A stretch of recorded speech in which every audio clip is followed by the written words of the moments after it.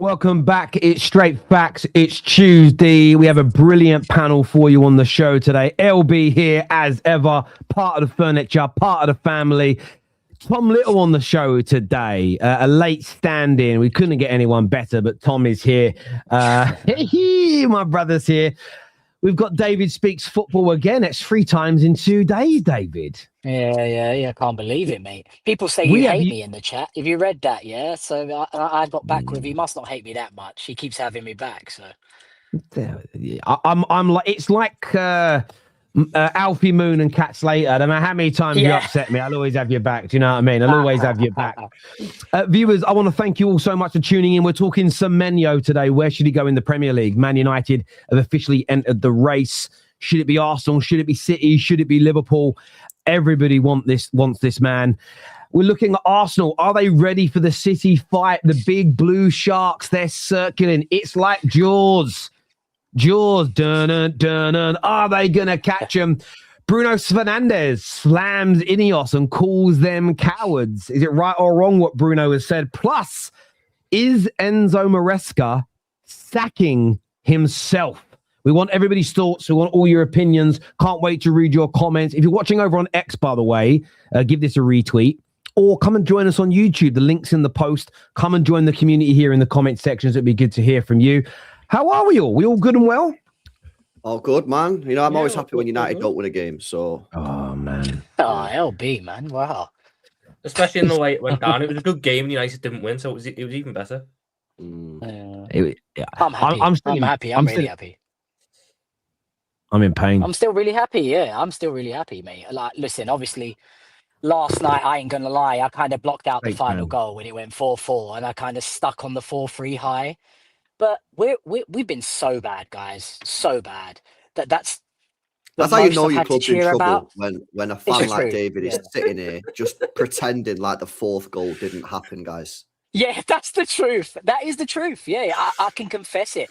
I'm pretending the 4th goal. Can I do that in the FA Cup final? Can I just pretend that Crystal Palace didn't score the goal? Is that how it works? Is that what we're doing? Can I just do that for most of our games this season? The teams didn't score against us. That's what David's saying. We could just pretend like opposition goals don't actually happen. Who knew that we could actually do that? LB won a win against Arsenal this season at the Emirates, mate, because that Arsenal didn't that? 1-0 win was a fantastic result, man. Honestly, exactly that. I still believe this. I'll stand by it. Couldn't you got the winner? Yesterday to me. Oh, hang on a minute. See, Arsenal lose, he doesn't arrive. Arsenal win, he's back again. Hey! Back again. There he is. Welcome back, Dan. Good to have you back on the show as well. Look, I'm different. I get some parts of what David's saying with Man United yesterday. There were parts that were really good, but I can't ignore the problems. We're the second highest goal scorers in the league, joint second with Arsenal. We're tracking towards 71 goals, and yes, tracking towards is a real thing, which is exactly what I thought we'd do with the attacking signings we made. We're tracking towards nearly 30 more goals. The problem is you have to go as low as Leeds United in the league table in 17th for a worse defensive record. And I can't get that out my head since last night. And I woke up this morning and it was still hurting me. And, you know, I understand scoring goals and playing entertaining football is good for a neutral. It's good for a casual. It's not if you want your team to win football matches, because we can't win enough games. And we spoke about this yesterday, but it's the amount of times we can see goals this season in a short space of time. I think we looked at Grimsby, City, Tottenham, Forest. Right. There's a few other. There was obviously this game against whoever played Bournemouth. The amount of times we concede 2 goals in quick succession is so frustrating, which is a shape issue because we're just not. We don't have a good defensive shape, and a mentality issue from these players and the club. And yeah, I was gutted with last night, especially with how we started. The opening 30 minutes, I was like, oh wow, this looks nice, but yeah, bums. I think you're being harsh, to be honest. We scored 8 goals in 2 games, and if we keep that up, we'll beat most teams. I hope. When was the last time you lost? I can't remember it. Exactly. We've lost once in 10 games, but you know, he's a miserable sod at the moment. He's old Terry. I don't know what's going on, mate. The thing is, last season it was the other way around, wasn't it? Last season, you wasn't conceding that many, but you wasn't scoring. And this season, you're scoring loads of goals, but conceding loads. Dan, we've been on minus goal difference for at least about 4 years. That's what it feels like. We're finally on, is it +1, +2? So listen, it's all trending, tracking. It's all trending in the right direction, Terry. This is your terminology, not mine. You know? But it isn't. We're tracking towards conceding more goals than last year. What are you talking about? Yeah, but overall, we're on plus goal difference. When was the last time that happened? A very long time ago, mate. I feel like we've been on negative goal difference for ages. Oh, great. We might finish on plus 10 goals this season. Fucking brilliant. Yeah. I can't wait. Yeah, but look at this. No, it's not about standards. I want to get better overall. So I'm happy we're scoring more goals. I'm gutted we're conceding more. Also, we should point out that these 8 goals that David's glazing, one of the matches came against, statistically at this time of the season, the worst team that's ever played in the Premier League in Wolverhampton Wanderers. And the second team, Bournemouth, have the 5th worst defence in the division. So we should probably just highlight that point. I also think we should highlight a point that teams simply don't respect Man United anymore, which means they are more susceptible to conceding because they don't just come to Old Trafford and play low blocks anymore. They try and attack United, which, you know what I mean, actually helps United in a weird way because it leaves them a little bit more space to run into. The fact is, you conceded last night 4 goals against Bournemouth at home. You were very lucky not to lose the game towards the end because your goalkeeper made some brilliant saves, to be fair to him. And half your fan base is sitting there glazing the performance. This result, shows just how much Manchester United have fallen when half the fan base is sitting there glazing a performance that you almost lost, if not for some amazing saves by your goalkeeper, and you conceded 4 goals. But when have I come here, LB, and sung Man United's praises and said we're amazing? You're sitting here now saying the performance. All I'm saying is I'm happy with the progress. We're 6th in the league. We finally looked like we could string 5 passes together, and you knocked the Wolves goals. It took Arsenal 2 own goals to beat them. They struggled. So I'll take the 4 goals. Seeing it's as scary Arsenal struggled against them, I think we played quite well, to be honest. We were away. So look, glazing's a strong word, but here's the facts here, mate. We're 6. We were away. You say that like Wolves have this very scary home record that everyone should be terrified about. Mate, listen, Arsenal struggled against Wolves. The point is here, I'm not telling you I've been miserable, John James in the chat, What I'm saying is calm down. Because what's going to happen is this weekend, you'll go to Villa Park, you'll get smashed up, and you'll all start moaning. Then you'll play against Newcastle the week after, you'll get beat again, and all of a sudden, everyone's going to be losing their crap. And the problem is with you United fans, you're like this. Up and down, up and down, up and down, up and down. All I'm saying is, how about just sit here and go, you know what, lads? Good 2 wins there. Scored a lot of goals. However, we're keeping our feet on the ground. We're staying calm because we've got 2 really tough games. And I'm not going to be one of these people that just goes bang, bang, bang, bang, bang, bang, bang. Yeah? But what you'll do now, David, you'll sit here and glaze the performance. Yeah? Talk about the 8 goals. And then next weekend, that's all I can hear. When you lose the next 2 games, you'll be coming on here and you'll be cussing the manager, you're cussing the players, and then we'll just be like, what are we doing? This is my challenge. This is the thing. I said it last night to David, and I'll say it again. I was happier with our Arsenal performance and loss than I was last night's 4-4. Because against Arsenal... Oh, my God. No, this is the difference. That's against one of the best teams, though. Exactly. I'm all right, reviewing... guys. We're happy with a loss ahead of a draw. So again, it's not about the loss or the draw or the defeat. It's about the performance. That performance, we stopped Arsenal from having gilt-edged chances. We weren't being cut through, and we created the opportunities. The only thing missing... Arsenal were in reverse at the start of the season. Arsenal were in reverse, I don't care, but I was happy with our... I was happy with our... Bournemouth haven't am I going to be allowed to... October? Yeah, Bournemouth have been really, really poor, right? The point is, we played much better in that game. Of course, I was happy with the attacking element last night, and I praised it.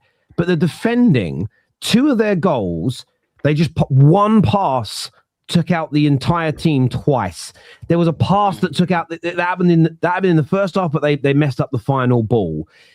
It is too easy to score against us. And that worries me because I want to see the team improve. And when you can see goals as regularly as we do, the stat that came out yesterday, I've got to put this up. I weren't going to show it, but I'm going to put it up on the screen there because it's one of the worst things I've ever seen in my life.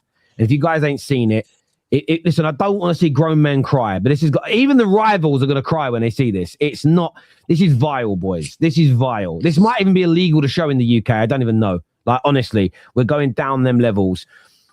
But these are the things I'm talking about. And I'm not part of Standards FC. I don't play those games. But seeing people praise last night like it was perfect and it's amazing and oh my God, we're back and this is going to be brilliant. It's doing, honestly, peeps, it's doing my nutting because I do feel like shouting. I do feel like shouting. Mate, David. Ricardo, when you went 4-3, said we're going to win the league. Oh my God. Yeah, man, oh my God. Remember when Terry said you got to celebrate every single moment? Do you remember that? Remember when he was saying to me, should Ireland celebrate? Should Ireland celebrate? Yeah. Listen, I'm celebrating Ireland that our team has finally strung some passes together. Terry, you were just here celebrating a loss. You were just here celebrating a loss to Arsenal. When did I? I didn't celebrate it. I didn't celebrate it. You were saying it was better than yesterday. Yes, I said we should celebrate wins. I said fans should celebrate every win that their team has. We didn't win. Can't we celebrate that we're 6th in the league? We're 2 points behind a mighty Chelsea. Yeah, the title challengers for 1 hour and 3 minutes, was it? Whatever it was. You said they were going to win it. Well, no, fairy tales can happen, Dan. Fairy tales can happen. You said you're going to win the quadruple. No, you tipped Chelsea to win it at the start of the season, I'm saying. Yeah. Listen, they could string a few games together. You never know. This league's a funny league at the moment, mate. You've been very scary all year, and the Blue Sharks are only 2 points behind you. How many points are we behind Arsenal? Shocking Man United. Whoa, can someone tell me? Hold on. Tell me, where were you in the league, by the way, Mr. Tom? We're level on points, mate, and we've had our worst season. But there you God go. knows how long. There you go. And we've been a trophy.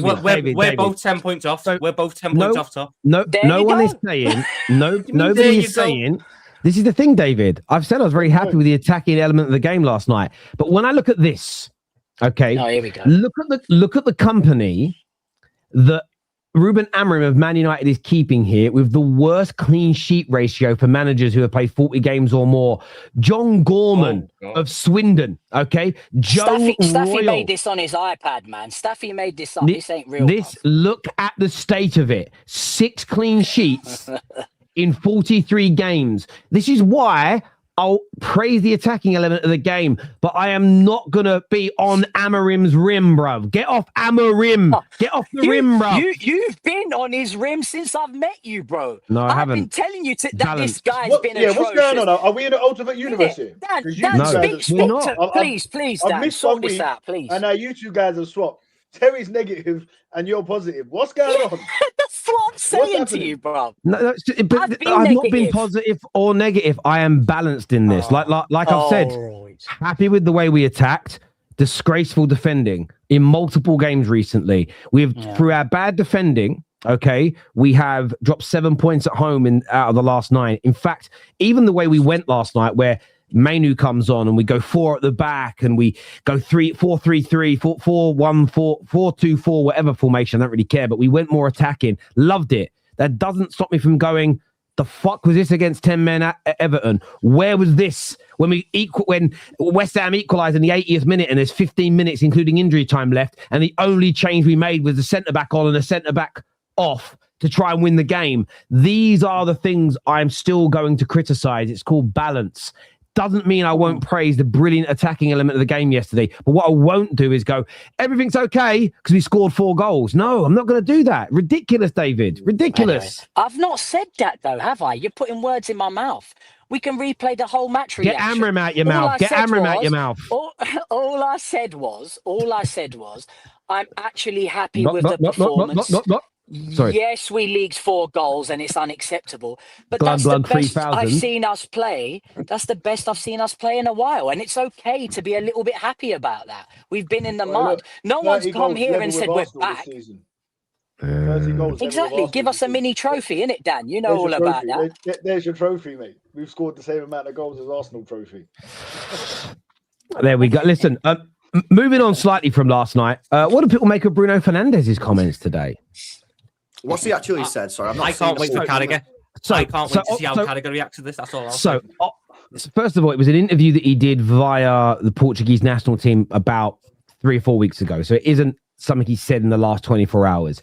There was a little comment about Bernardo Silva, which has upset some City fans, but it's Bruno having a laugh with his mate because they asked him whether or not he was an annoying player. And he basically said, Bernardo Silva's more annoying than me. He's actually just really politically correct, and I'm not. I use my hands and he doesn't, so I get all the bad press. But I have a feeling if you watch it, he's probably saying it in jest. It's his mate, national teammate. Outside of that, what he has said about the ownership here, and some of it, I think more his ex-teammates than his current ones. But he said here, United wanted me to leave last summer, and I have that in my head. I told the directors this, but I think they didn't have the courage to make the decision. I decided to stay because of my family reasons, but because I genuinely like the club. The conversation with the manager also made me stay. But from the club side, I felt a bit like if you leave, it's not so bad for us. It hurt me a lot, more than hurting, really. It makes me sad because I'm a player. They have nothing to criticize about. I'm always available. I always play, good or bad. I give my all. Then you see things around you, players that don't value the club as much and don't defend the club as much. And that makes you sad. So essentially saying that he felt the club wanted to sell him for the 100 million in the summer, but didn't have the balls to execute it, and sort of went back on their word, and he's frustrated about it. But has also said that, he's disappointed the club treated him that way because he gives his all for the club. He works hard every day, and there's a lot of players in their dressing room that haven't. So, but at the same time, he remains captain of Manchester United. So the club wanted deservedly so. Okay, so I mean, to be honest with you, I don't think it's that deep. If I'm being honest with you. I think sometimes when you're a fan of the club and you see comments like that, like you think it's deep. At the end of the day, like United need to do a rebuild. And if they could have sold Bruno Fernandes, I think it was 100 million quid they were talking about in the summer. That would have been absolutely massive for them to help, reinvest that money into the team.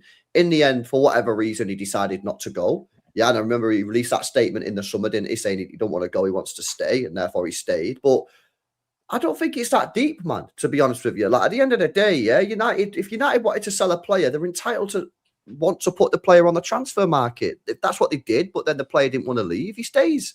I don't think it's that deep. I think sometimes if you're a fan of United, or you're a fan of a club where that happens, sometimes you can deep it a little bit too much. But I don't know about you boys, I don't think it's that deep personally, but that's just my view.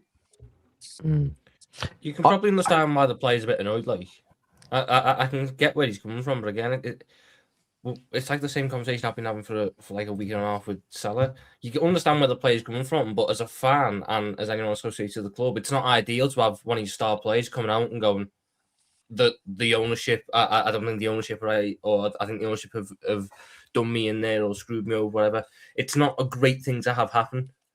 I'm with LB. United kind of had to look at themselves in the summer and realise that 100 million quid, and I don't know how much money Fernandes is on, but he's probably one of the higher paid players.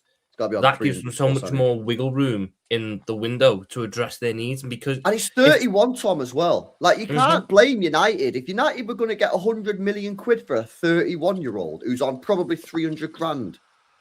Like, you can't. I understand. We all know where that money would have went. We all know that money from Fernandes would have went into getting an actual pivot player, an actual six, rather than putting Fernandes there. And it would be in a better position, wouldn't it? Yeah, you listen to United fans this year and they go, Fernandes' best games are when he ignore instructions and leave the pivot and go further forwards so he can get involved with the game. So if Fernandes had left, one could argue that United would have probably been better off because they would have got a more natural pivot and you might not have conceded as many goals as you have this season. And that would improve a lot of the things for Manchester United. I ultimately look at this and what's going on with other players, and you look at it and it's basically a case of the players perfectly entitled to feel how he feels. But the club have just as much of a right to do what they do. because they have to have a future beyond Fernandes. They have to be ready to go when he isn't there, rather than just committing to what's there now. See, Tom, this is the thing, right? So, is it like the Salah situation? I can see the parallels in this. I don't like players. I don't like that he spoke about this publicly. I'm never a fan of any kind of dirty linen being held in public. Don't like it. Bruno will get away with it with the Man United fans, though, because the majority of our fans is it that bad, though, Terry? Again, you're coming at this from a United point of view. I'm looking at this from outside. I don't think what he said. I agree. I don't think it's as inflammatory as what Mo Salah did or the situation with Jadon Sancho prior. I don't think it is. But he's going after the ownership, and Man United fans will back anyone who goes after our ownership. So he's never going to get the same backlash. That being said, this worries me more from the club side, because the club didn't want to keep him. They don't see him as part of the future. They wanted to cash in on him and invest that money in someone that actually plays in the double pivot. But Amorim said, no, I want to keep him. And as much as Bruno is, again, he's got the most assists in the league this year. He's starting to score goals again. His free kick last night was absolutely fantastic. He's brilliant. But everything good that's come from Bruno this year has come when he's been taking set pieces or when he's been in an attacking phase, not in the deeper area in midfield. Him being there isn't his fault per se, but it hurts us. I look at this and go, again, plan of action. How is my club, my board, my ownership, and the manager not aligned again?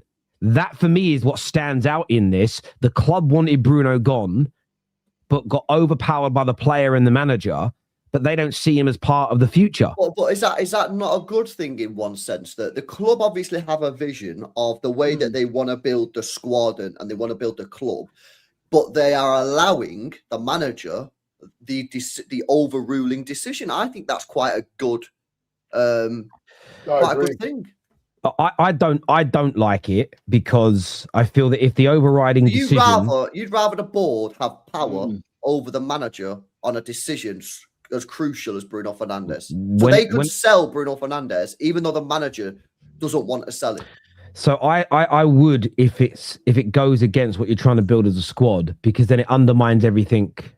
So, for instance, if we're looking for players that are more like Elliot Andersons, Whartons, Beliebers, that's what we want our midfield to consist of.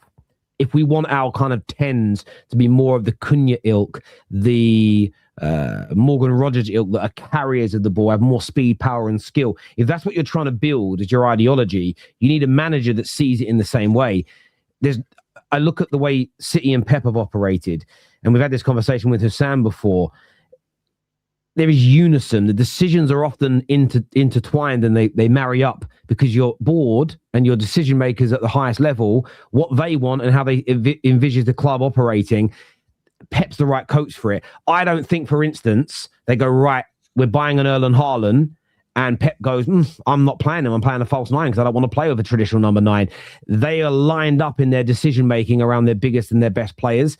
That's what makes me nervous. And maybe I'm wrong on this one, and I hope I'm wrong, but it's just it's years and years of this situation where we just haven't been lined up, and we're still not lined up as a football club, because the club want to renew Kobbie Mainoo's contract, and the board see Mainoo as part of this club's future, but Amorim doesn't. That for me is a problem, because the board and the head coach should be aligned. He's an asset as well, isn't he, Terry? He's an asset. So it's like when Arsenal had Eddie Nketiah, we give him that deal.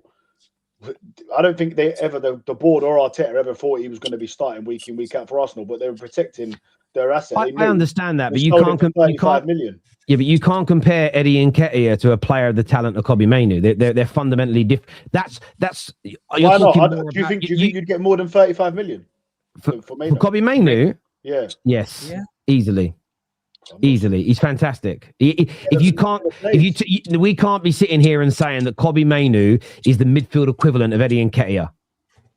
No, I think he is. No. Yeah, who would you say is the midfield equivalent of? Give me an example. Who he's the midfield equivalent of? Who's on par with Kobbie Mainoo? Who's he on par with? At his age? Yeah. Give me an example. Paul Pogba was ahead of him by miles, right? Who? Sorry. One at a time. Who did you say there? Sorry, David. Was Paul Pogba ahead of him at his age? At 18, well, Paul Pogba wasn't in the first team, but maybe slightly Paul Pogba. Yeah, maybe slightly ahead of him. Who else? I mean, for me, we're comparing him to Arsenal. I would look at it and say, in terms of talent by their respective position at the same age, I'm putting him in that Saka category. He's that level of talent. Wow. This is a young man who, in his breakthrough season, burst onto the scene in the Premier League, was the best player, got winning goal scorer, and man of the match in an FA Cup final, broke into the England squad, and was one of the most pivotal parts of that England team that Spain, and the video footage had been released, put a plan in place to nullify Kobbie Mainoo because they saw it as the major way of stopping England in that game. To turn around and act like that's the same talent as an Eddie Nketiah, I think is disrespectful on every level. I mean, if you're looking at the best English midfielder, Saka, that's crazy. That's crazy. Again, talent-wise, at that age, you go back to when Saka was 18 years old. Why? He was winning Arsenal games of football week in, week out. Was the best player on the pitch. So Mainoo, Saka never would have been dropped. Again, but this is hang on. But you're hang on. Sorry, Dave. Sorry, Dad. You're getting yourself confused here, right? This is why Man United fans are kicking off, because we think the manager's making the mistake by doing that. Now, maybe so my question to you is, do you agree? Do you think that Kobbie should be on the bench? Do you think he isn't good enough to play for Man United? Is that what you're saying? I've always thought he's overrated. Yes. This guy, just said Saka at 18 was winning Arsenal games of football, right? But I've just gone back to Arsenal, Saka at 18, and the guy scored 1 Prem goal that season. So can you just explain? He won a game then. He might have won a game. So he still won, and they won 2-0. They was already winning when he scored. He was the best player on the pitch, though. He wasn't just got. He was every week. That guy was the best player on the pitch. Kobbie Mainoo in his breakthrough season. Kobbie Mainoo in his breakthrough season was consistently one of our top players. Was man of the match in an FA Cup final that year, and was fantastic for England throughout the tournament. When did Saka start for England? Do we know? When did Saka first have his first appearance for England? He's been England's best player for the last however long. Yeah, but he's old. But he's a lot older than Mainoo is now. So what you've got to do in your mind is, I'm not saying he's the same type of player as a Saka. I personally think talent-wise, if we're looking at, and people go, you can't do it on age. Of course you do it on age. I'm not going to compare someone of Kobbie's experience and age, someone in the mid-20s. He must be 20 at least now. Just turning to, I think he's just turning 20. But we're talking about his breakthrough, and we spoke about when he broke through into the team. That's literally the point of what we're saying. I think where Dan's getting confused is, do you really think Mainoo will reach Saka's levels?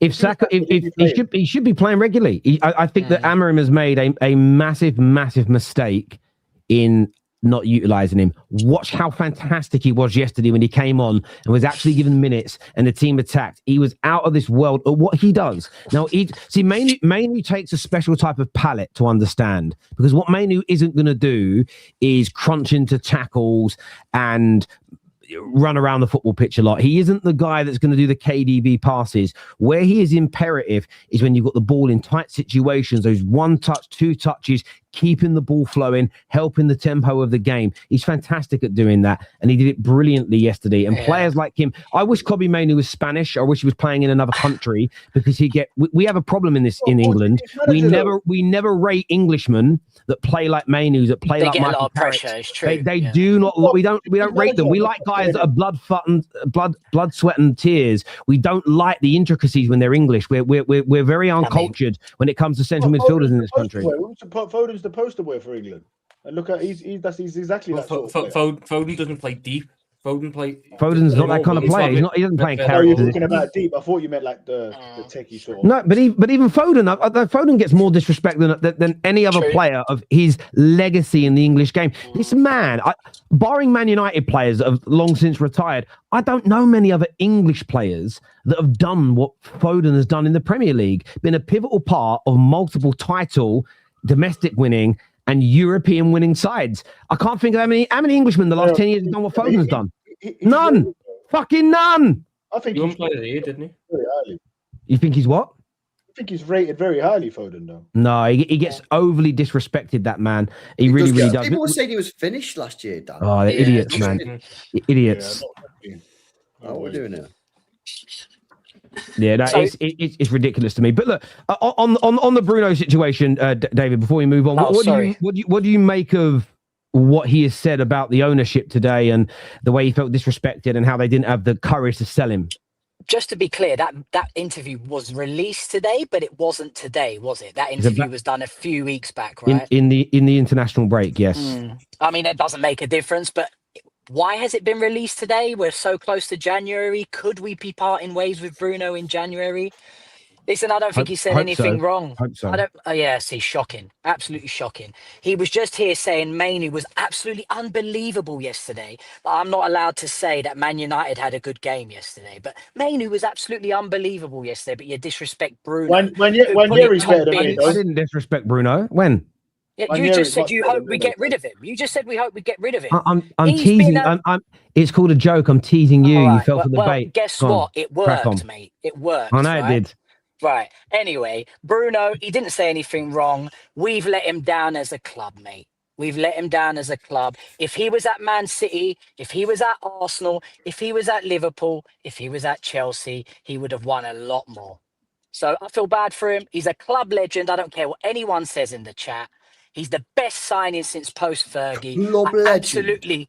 He is a club legend. I absolutely love my captain. Look at him last night. He's always available. You know, the previous, not this year's Ballon d'Or winner, but the previous Ballon d'Or winner's never available. But Bruno's always available. What a player. What a legend. You know what I mean? Rodri's never available anymore, mate. He's a part-timer. He was there for years. He's a part-timer, mate. Ballon d'Or. He was available for every game. For back then, he's not been available since. The point I'm making is Bruno's always available. It's so poor from Rodri to get an ACL, isn't it? How poor of Rodri to just do his ACL. Yeah. Listen, I love what Bruno's done. I love Bruno as a player. I think he's been fantastic. On a serious note, though, if we're going to continue playing him in a deep role in this team, I would rather cash in and invest it in. And this is the thing: Man United for me, are more important than Bruno Fernandes, and that's because we need someone that can play in that deeper role, has the legs, has the defensive discipline that's needed if that's where Bruno's future lies.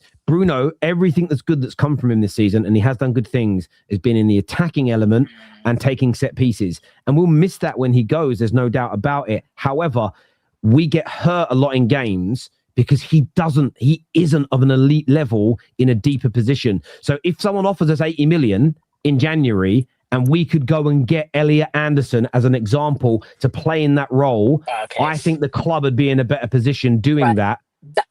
That's if we go and get Elliot Anderson. Let me ask you this, Terry. We get rid of Bruno in January. We put Mainoo in his position. Do you think we win more games? I don't think we lose less. I don't think we lose more, sorry. Hold on. We're exactly... Politician answer. It doesn't make a material politician answer, thank you. No, but this is the thing. I don't actually think selling Bruno and bringing in Elliot Anderson, this isn't about polarizing answers. There isn't but you've been speaking about Mainoo, right? There isn't one player.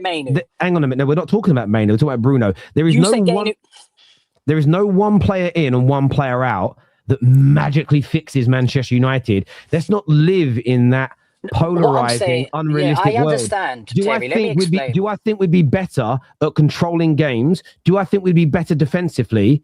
Yes, but it's a marginal gain and there's loads of other areas to improve on. That part of our game, in my opinion, would improve with a player that's designed and been brought up to play in that deeper role, has better legs, can cover the ground better, and has better defensive discipline.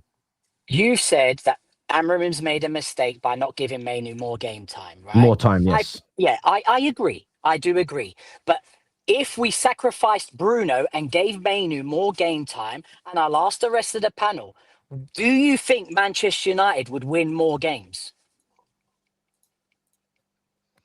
So this is the thing. If you're going to remove Bruno Fernandes, hang on. No, I don't think it makes you worse. This is the thing. So don't make you worse. If the idea is we sell Bruno and just put Mainoo in, no, we won't win more games. But that isn't what I'm asking for. I'm saying that if we don't see Bruno as being an attacking midfielder for us in future, if we're not going to switch to a 4-3-3, then I don't want to see Bruno long-term in a deeper role. So invest in a player like Elliot Anderson, who's the only midfielder in the Premier League who has broken more lines with his forward passing in the league this year than Bruno Fernandes, but has exponentially, continually getting better defensive numbers and deeper lying numbers than what Bruno has. That way, you have a player like that, you have a Mainoo in the team that gives you a better structure for you to attack from. There is a distinct possibility we become a better team over time by investing in the right profiles for the right positions. This is facts. I understand what you're saying in theory, totally. And I hope it does happen. I hope it works out for us, mate.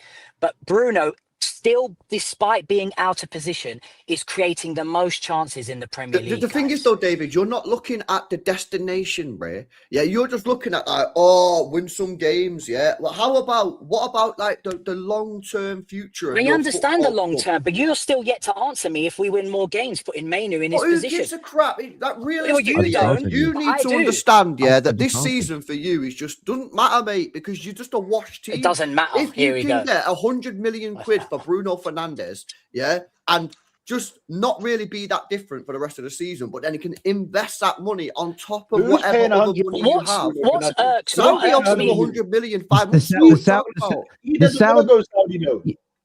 Right now he doesn't. Saudi, he might bro. change his mind. Listen, what irks me about what you guys are saying is the way you just dismiss the talent that Bruno has. No one did. No one did. That's what I feel like you do that. It's not No one did. Explain it to me then, Tom, It's looking please. at where he fits in. He is a supremely talented number 10, and you are playing him in a very unmobile pivot, and he is not getting younger. So if you continue to stick by him in this pivot, and that's 100 million quid that's locked up, or 80 million quid that's locked up if you want to be pedantic about it. So you then got to go and get a cheaper option to partner him who isn't as good when Casemiro goes. So straight away, we're looking at a weaker pivot. Fernandes is getting older, which means he's getting less. He's going to slow down. He's going to be less physical, which means that the pivot is then going to be even weaker. And your pivot, which is the most important part of that setup, because of how you play your wing backs, has a massive problem in it structurally. Because one of the pivots doesn't want to be there.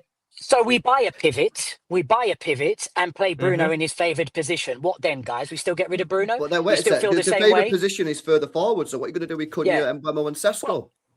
That's what you've got a squad for. But hang on a minute. So again, there's been opportunities this season with injuries and players not being available for Bruno, who I do still believe is one of the best 10s in the world, to go into a 10. He's the best 10. Hang on, okay. That's just to go into that position, and for other midfielders to come in behind him, and the manager has decided to put anybody else into that position other than Bruno Fernandes. We're going to see during AFCON. Let's see what happens. I've got a funny feeling that Bruno doesn't move into one of those 10 roles, which tells you that Ruben doesn't even see him as his best role being his best role that you believe it is. So for me, no, I don't think that's where. We'll see if he does it or not. In AFCON, I think Ruben doesn't trust his other midfielders. That's what I think, including Kobe Mainoo. Well, that's where I think the manager's getting it wrong, and there's a reason that he's got one of the worst. He at the end of the day, he's the guy that's overseeing the team being picked for one of the worst defensive records in Man United's history, and he's got other options that 90% of the ex-pros, other ex-coaches that are pundits, the football journalists, Man United fans, rivals, all think he's getting it wrong. Like, sometimes in life, right? If it looks like a duck, walks like a duck, quacks like a duck, it's a fucking duck. And I want to see it given a go. Some super chats here. First one says, mistakes were made, was buying Cunha. He's not as creative as Bruno. We should have spent that money on a midfielder and pushed Bruno higher up the pitch. Again, I like Cunha. I still like him in the team, but again, I wouldn't. That for me would have been a different solution. But the manager doesn't see Bruno in one of these attacking roles, and it's frustrating.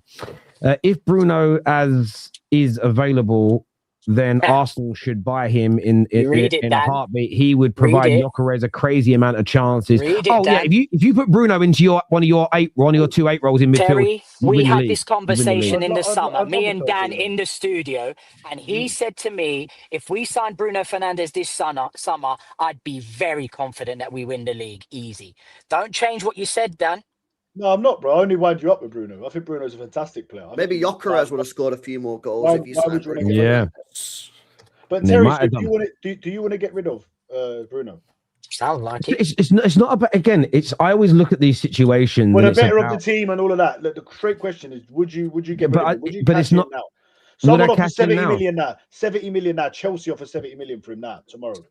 I wouldn't want to send to Chelsea. So but you're adding a new dimension in there. That there's a difference. If I'm getting offered 70, 80 million for him to be no threat to Man United in the Saudi League, PSG. Yeah, I would take 70 plus million. I'd take from now and invest it into the future of the team. Okay, fair enough. I would. David, would you? No. I mean, how long do you think Bruno Fernandes has left at the very top of the game? At least 2-3 more years. I think he's absolutely fantastic. He's still creating the most in the league. Listen, I'm not going to glaze, that's the word, Bruno Fernandes anymore. And he's offered so much for Man United in dire times. Without Bruno, there's so many moments I wouldn't have celebrated. And yeah, you guys can call my standards low. Listen, Bruno's been the best signing since post-Sir Alex Ferguson. He's always available. He has his heart on his sleeve. I love him to bits. I think he's fantastic. I love him as well. But there comes a time when I look at it and go, I remember in 2006, I remember being outside Old Trafford. We left the game. I want to say we played West Brom. But it might have been somebody else. And I said, I really think we've got to move Van Nistelrooy on. And I remember a lot of the heads there, what do you mean move Van Nistelrooy on? I said, we've got to. I think we'll get the best out of Ronaldo if he goes. He left in the summer.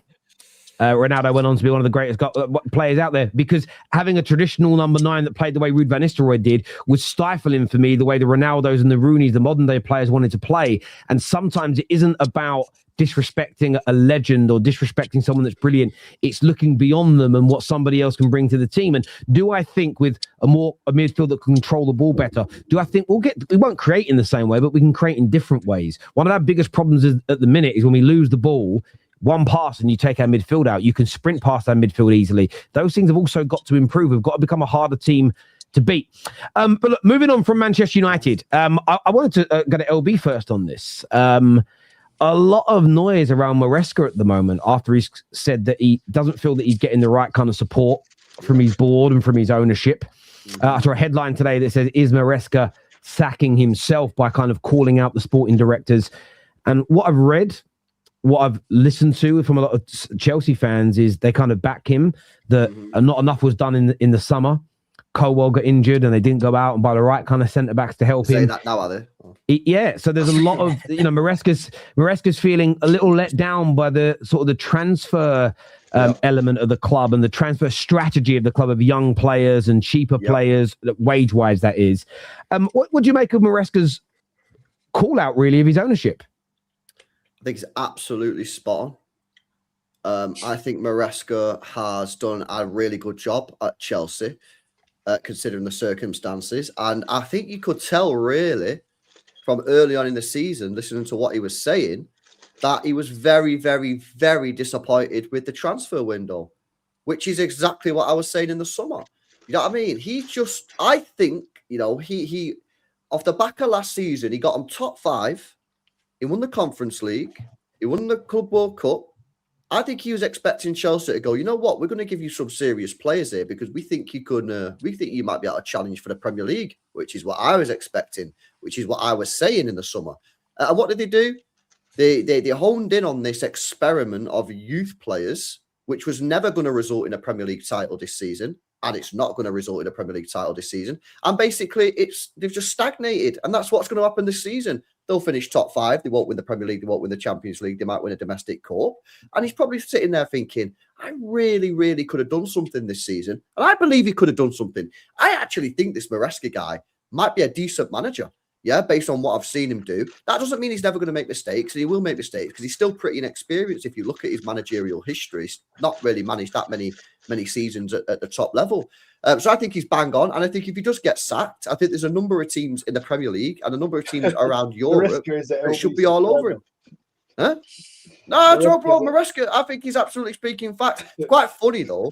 Yeah, someone said he subscribes to your channel. Yeah, he probably does, Paul. You know what I mean? Because you are speaking of facts on Chelsea, mate. You know what I'm saying? Yeah. So at the end of the day, I personally just believe that this, if you don't think that there's a problem with the sporting direction and the vision at Chelsea, you're a fucking idiot, mate. Yeah, because at the end of the day, this is the second manager now that's having beef with the sporting directors, with the board, with the owners, whatever.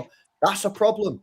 You know what I mean? So, bro, I'll be real with you, lads. Yeah, I think Maresca's right to say it, and I genuinely believe that if he leaves Chelsea at the end of the season, there's a lot of teams that should be looking at him as a manager. I think he's a good manager, mate.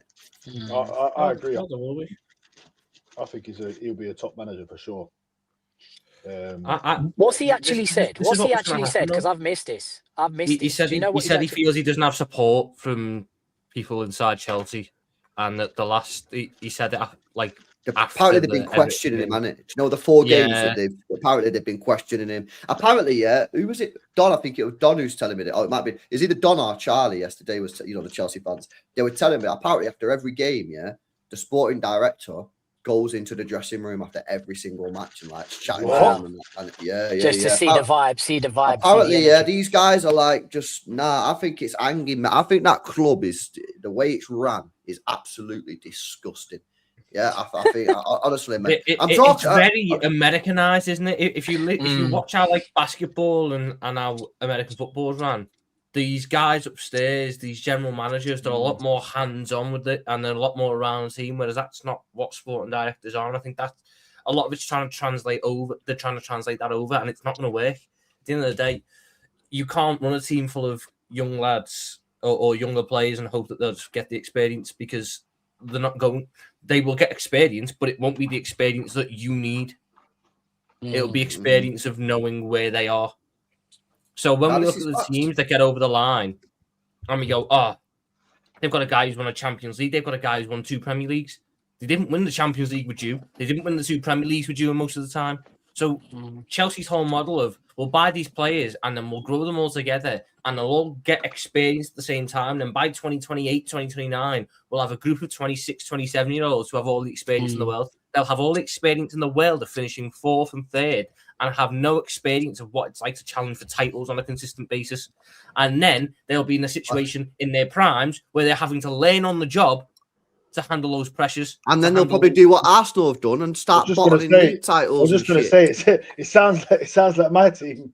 But that's honestly the truth. And it's like, the Club World Cup is the most confusing thing for me, because I've maintained this from the start of the season.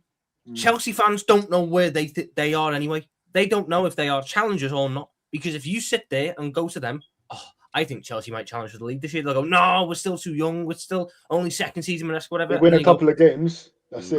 No, it's not even that. So they say that, and you go, okay, you know what, fair enough. I'll put you like 4th or 5th then. What? No, have you just seen we won the Club World Cup? We won the Conference League, not seen Palmer, not seen Caicedo. So they don't know where they sit.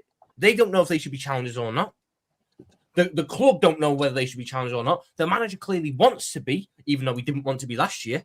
So I don't know if the club knows where they think they should be.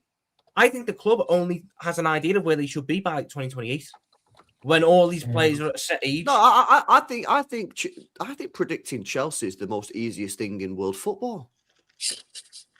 I think they're so obviously a top 5 team, and that's it. They're better than majority of the teams in the league, so they'll finish in the top 5. But they're a million miles away from City and Arsenal. So's their manager, though, isn't it? Their manager's probably top 5 in the league as well. It kind of sits well, doesn't it? He's not been perfect this year. There has been some question marks over him. I mean, the United game alone, he lost that game for them, right, with the subs he made.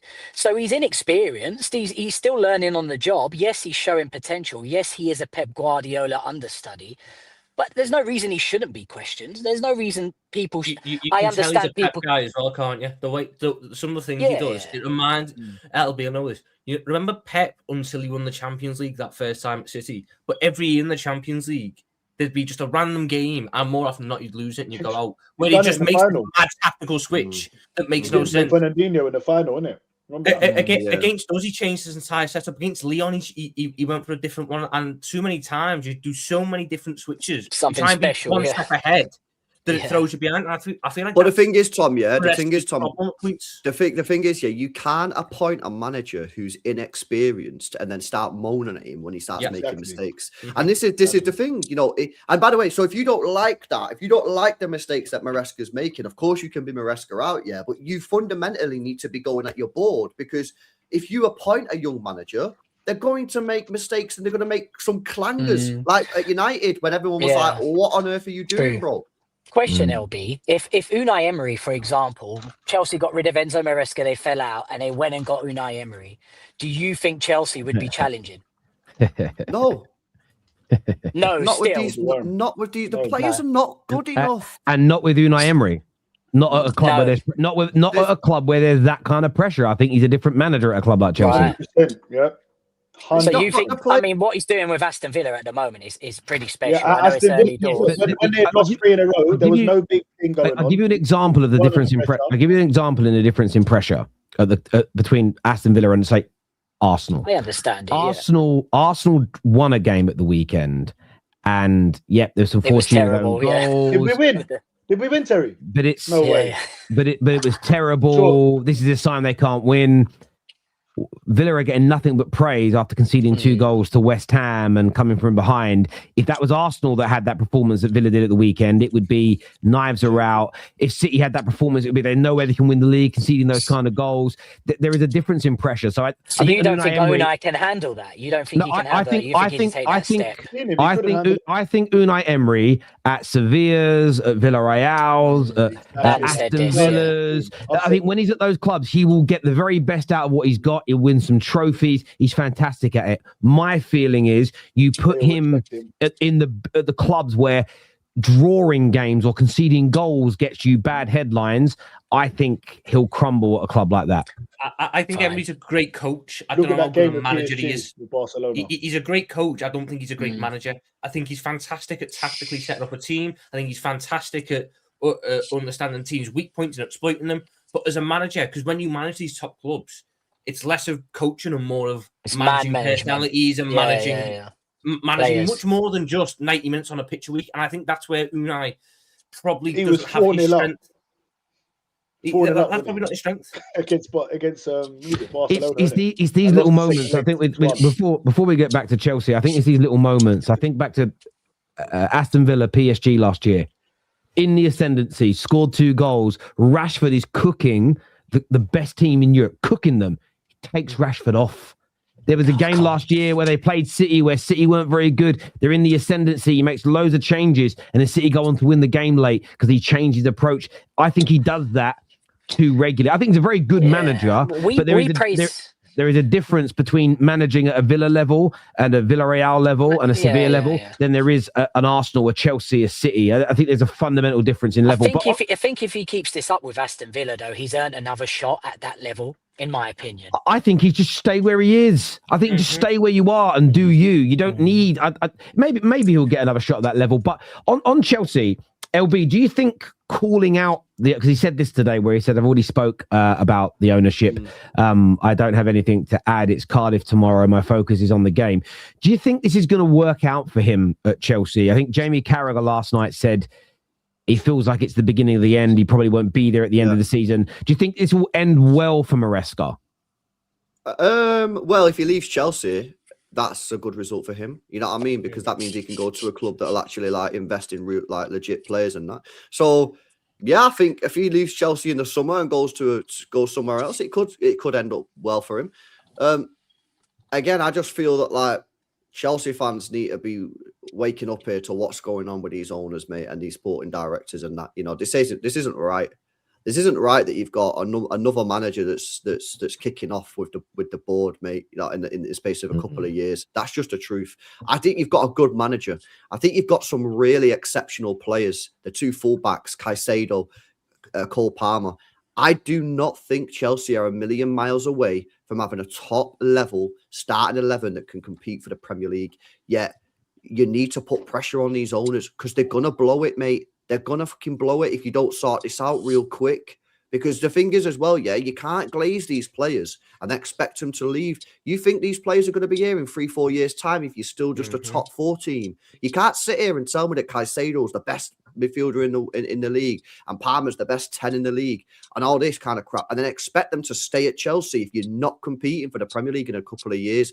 You are stagnating because your transfer policy needs to change. Yeah, and it's not changed so far. Go out there in the summer, and go and buy some elite level players that can compete and take your team forward instead of signing players like Delaps and Garnacho and Gittins and Pedro that will not push you to a Premier League title. That is not a controversial take. Yet for the last 6 months, all I've had is Chelsea fans moaning week in, week out because they think they've got some sort of vendetta against them. And now look at them, man.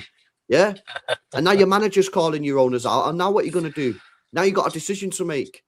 Are you right? These Chelsea fans have been wrong all season that have been cooking me. Yeah. And now it's time that they go, you know what? Fair play. I've been wrong. And just accept you need to change your opinion. You need to get onto these owners, man. You do. Well, I think what's interesting is I think balance is always important in these scenarios. But the fact that the manager is essentially saying what you have been saying, and there's a lot of Chelsea fans who have backed it. The other day, I think Don put into the group chat the stats that Chelsea are only 10 points worse than Arsenal in the 53 games that Maresca as managed, and he's like, so you still think there's a big gap between us? And I sort of sit there and think to myself, yeah, I think the gap is where you say it is, Don, and Chelsea fans like you're quite comfortable with your team just making the top four, yet you're going to absolutely, and probably rightfully so, slam it on Arsenal if they don't win the league. The fact that your expectations are so big tells me you don't think you're as good as them, irrespective of that stat or this stat or your opinion on the midfield. And that says a lot. That says a lot to me. I think in the reality, Chelsea fans know there's a gap. I don't overly disagree with part of their model, buying brilliant young players, but you're just at a point now where if you continue just to do that and you don't add that little bit of stardust, and I thought last January Chelsea would do it. I really believe last January, when they were 3 points off top, they'd go out and buy that striker or buy that centre-back and go for it because they spend the money to do it. And I just sit there and think, honestly, if you had Victor Osimhen in your team right now, if you had a Mark Gahey at the back, who, by the way, I know Palace lost 3-0 at the weekend. I thought Mark Gahey was sensational against, individually was sensational in that game. You had Mark Gahey and Osimhen to this Chelsea team. Yeah. It could win the league. That's the maddest bit. It could win the league then. It's a different kettle of fish. I don't think that on its own could win the league. Yeah, but maybe they could be a lot closer. And the thing is, Terry, that would have cost them what? 40, 50 mil for Gueye, 55 mil for Osimhen. Yeah, and then these Chelsea fans want to start talking about wages. Oh, give it. What are we doing here? Like, you can't... Good players need to be paid good money. You know what I mean? These guys chatting shit. So at the end of the day, these guys need to change the policy. And you know what we're starting to see now? You're starting to see this a lot, the Chelsea fans in the chats, a couple of them saying, oh, LB, we've all been saying this all season. I'll hand that over to Terry. Terry, have all the Chelsea fans been saying that all season? No, listen, I mean, I've just got a message here in the chat. It depends on the results. I've just Do you remember, when them Chelsea fans hijacked the stream when I was on the stream with you? Well, one of them's here. Ches has just said here, Terry, the ownership do know where we're going. It's the fans who disagree. I think the owners will push next year for the league or the year after. Why not hijacking the stream now then, bro? Yeah, when you hijacked the stream a couple months ago when you won a couple games, come outside. So, I mean, do we understand how mad this is? Chelsea. Chelsea. These owners came in when? 2022? They came in 2022? 2022, yeah. 4 managers. And we're saying that there's a real possibility they don't think they should be challenging for a league title until 2028. 6 years. Well, I mean, 6 years is pretty fair. After spending $2 billion, is that from where they started? Ben and Mike, Tuchel finished third when they took over. They were third when they took over. And a good squad. Listen, Chelsea get away with everything. Chelsea should be winning trophies this season. Just to let you guys know as well, they've already spent 63 million next summer on 3 other kids that are coming in. Like that's already, and that's on Aquenda. They've got a player called, I think it's pronounced Denner, and another player called... They're the Dell boys of football, isn't they? Yeah, I mean, so they've got another 63 million euros, to be fair, already earmarked for kids, right? And right now, I look at it and I think Giovanni Quenda, there's a real player in there. But a part of me's going... From Sporting. But part of me then goes, he's a winger. Who falls out the team? Like, on a real level, I look at it and go, that means another one of the youngsters they've bought is gone. Resale. Maybe resale value. Yeah. Resale value. That's need to do that a lot, I get that, right? But what they need to do is just go out and this summer, and I don't overly disagree with Ches. Maybe he's right. And they will go for the league. But that's what they need to do. They need the world-class goalie, a world-class centre-back, a world-class goal scorer. Add that to this team, and it is a different. Then I think you could look at the manager and go, "You've got everything." It's like Arteta this season. Arteta's got everything to succeed. If he doesn't succeed, yes, injuries may play a part, but everybody gets injuries, right? They do make you weaker, but everybody's going to get them. If Arteta doesn't win a trophy this year, I don't think he's got anybody but himself to blame. As a general rule, okay, context might come into it, but general rule, he's got the squad to win trophies.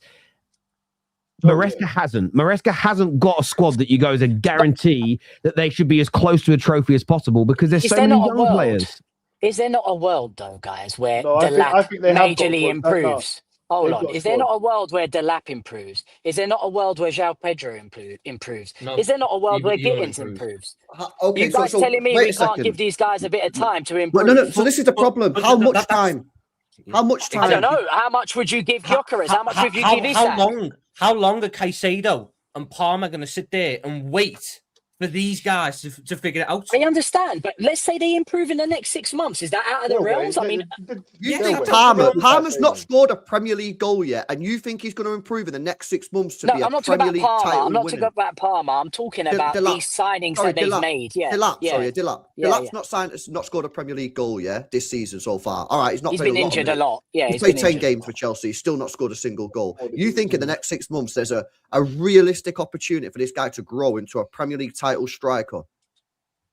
I mean, that's why they bought him. That's what they're hoping happens. Hang on a minute, David. I'm going to call you out for a minute. Why are you defending players like Delap and Pedro? You want to give them time? I think defending is strong. Hang on. I haven't finished the question. Well, when it comes to Benjamin Šeško and Cunha, when you go on about them, you've been fuming with them for not being the finished articles, and Cunha for having 2 games out with a very minor injury. You're like, injury prone. We shouldn't have bought him. Šeško ain't nowhere near the level. Why are you that harsh on your own players? But with Chelsea, you're saying give them time. What's the difference? Because there's emotion involved, number one. That's the truth. And number two, I'm just giving another perspective, guys. Let's say these players do improve in the next 6 months, which is what Chelsea are hoping happens, right? Then it could be a different conversation. That's all I'm saying. I hope that my guys are going to all of a sudden figure it out. Exactly. I can tell by watching them, it's not going to happen like that. I can tell when I watched Liam Delap, he looked massively uncomfortable. I can tell when I watched João Pedro, as I was doing in the summer. João Pedro's never going to be this 9 that can lead a team to a title because Chelsea don't have the wingers for him, and he's not going to score the goals. Gittins has a ceiling as a footballer, which makes me think he will never be a guy who you play on the wing week in, week out for a title-winning team, especially as the standards for winning titles continue to go up and up in the Premier League. And that's not even addressing the fact that Chelsea's goalkeeper, despite the fact he's a good shot stopper, does not inspire confidence. Don't start with a goalkeeper. He doesn't inspire confidence, and that's being very generous. Yeah, but his stats are better than Donnarumma's. His stats are better than Donnarumma's. The centre-backs, they do not have a single centre-back partnership that I look at and go, that can win a title. That's the core of your team. We look at the core of a team, the spine of a team. Chelsea have a DM and an attacking mid. They have 2 of the 5. Tom, basically what David's doing here, is basically saying Chelsea just sit there and hope that all these players get better. No, that's exactly what you say. Rather than taking control in the transfer market and going out there and buying players that have got proven track record experience. Amen. We've had this conversation. We've had this conversation last week. Chelsea fans should just hope that Liam Delap starts scoring pure goals. We had this conversation last week. Whoa, living on a prayer. Look, boys, they have bought needle movers last week. Facts, LB. They have bought these players for the future, though. That is a fact. Exactly. That's it. So all of a sudden, none of these players are going to improve, guys. What the hell's going on here? No one said that. No, but you're saying they're on a hope. They're on a hope. You're saying that they should buy needle movers. You said that last week, yeah? Yes. Liverpool have bought needle movers. Liverpool have bought needle movers. I don't see no needles being moved yet, but they're probably going to improve. Wait a second. I've seen streams about Wirtz. Yeah. He's going to improve. He's going to come good. Why is Wirtz going to come good? Delap's not going to come, whatever his name is. But Delap's not going to come good, right? Okay, first of all, and João Pedro's not going to come good. Behind Wirtz okay. Have you watched? Wirtz has a track record in another league. Yeah. And these guys have 11 goals. Liam Delap has one decent year. for a relegation Premier Hold on. League team. Liam Delap has 11 goals. That's what you just said in the Premier League, yeah? Last season, 12 goals in the Premier League. How many has Wirtz got so far? What are we doing here? The point I'm making is no.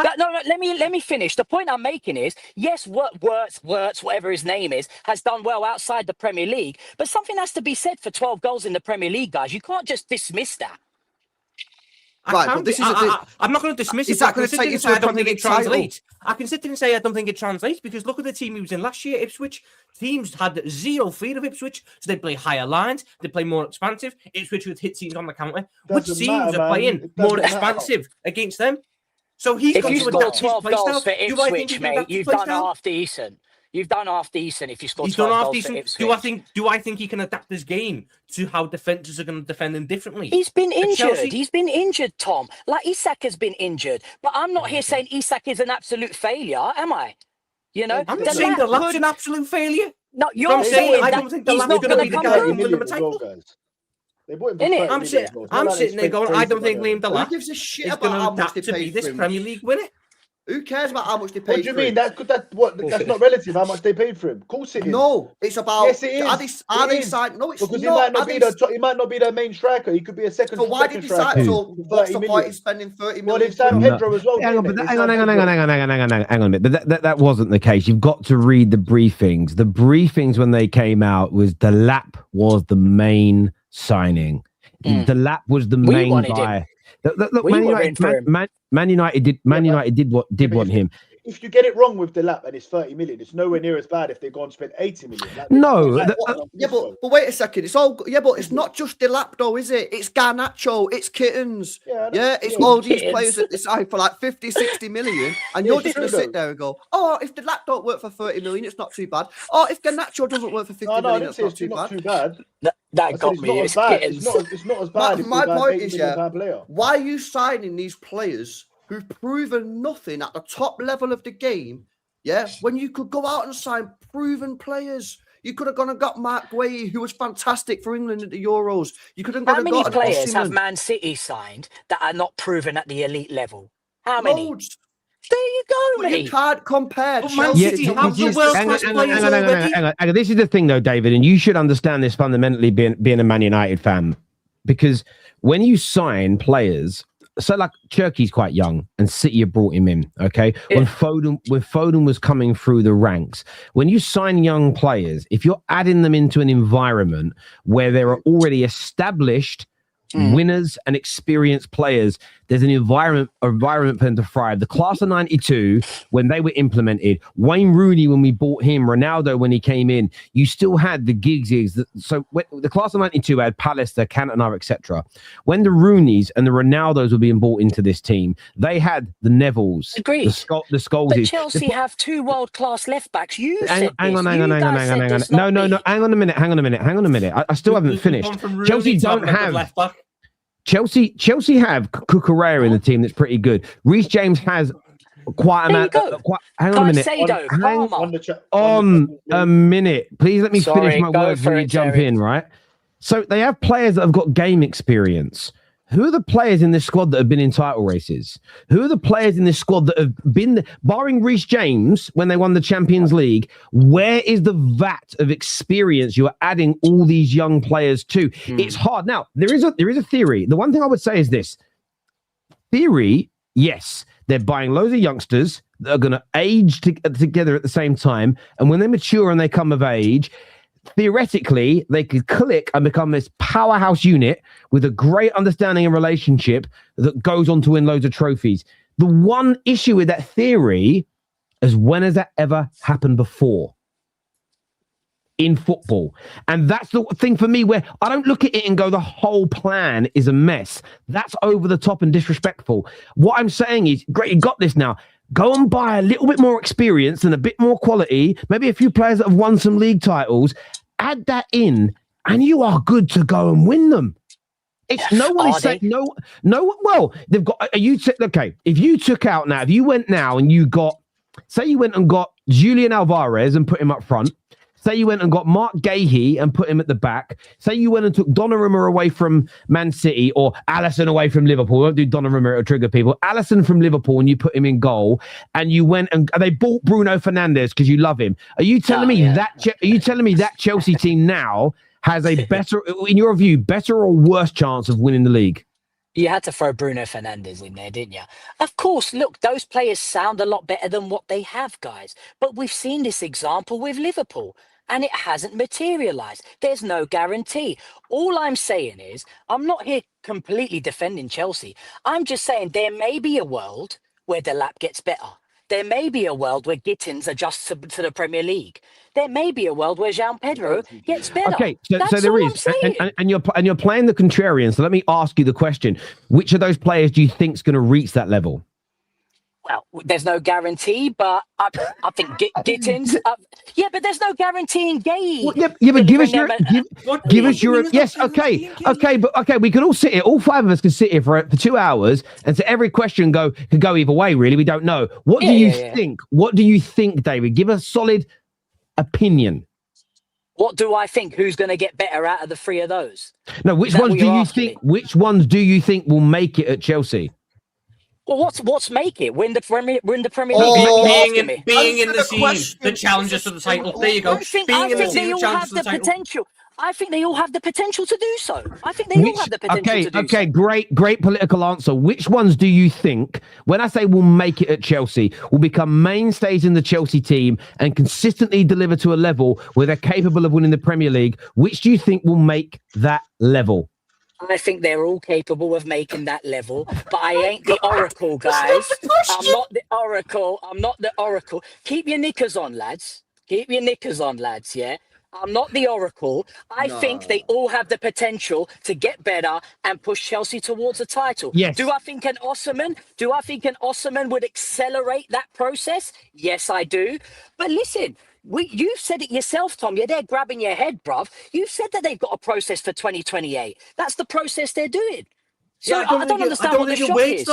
I don't think it works. I don't think it works because what guarantee is there that Cole Palmer and Moises Caicedo were happy to wait 3 years for Gittins to get himself together? Do you think Cole Palmer's happy right now? To get himself together with the summer transfer. Do you think Cole Palmer, at the end of the transfer window, was happy with Chelsea's transfer window? But at the end of the day, Cole Palmer's been fantastic for Chelsea. Why can't this guy answer a question? I'm answering the question. I don't need to answer it in a one word. Yeah, I don't think Cole Palmer's unhappy. No. I don't think he's unhappy. I know I didn't say that. I said, do you just asked me, do you think he's happy? I'm saying I don't think he's happy. That's not what I asked. I said, do you think he was happy with Chelsea's transfer window? Not whether he was happy at Chelsea. I don't think he was unhappy with it. No, I think he was happy with it. Yeah. So you think he's just coming off the back of a mad glaze? Everyone's glazing him, top player. He wants to get up, he wants to win, he wants to go far, Premier League, Champions League, and he's happy with that transfer window. I don't think it's a bad transfer window. I think all these players can improve, guys. That's all I'm saying. When you say all these players can improve, please keep that same energy when you're crying about a Man United youngster having a bad game, right? But my thing is, why won't you answer a straight question? Which of those players that you think has the potential to reach the top, which one do you truly think will? Give us a straight answer. The top can have so much context. Like you're asking me a question that's very difficult to answer. No, it isn't. No, it isn't. No, it isn't. For improvement. So that's nonsense. Nonsense, David. You answer the question for me. Answer the question for me. You don't believe any of these players can reach the top level? No.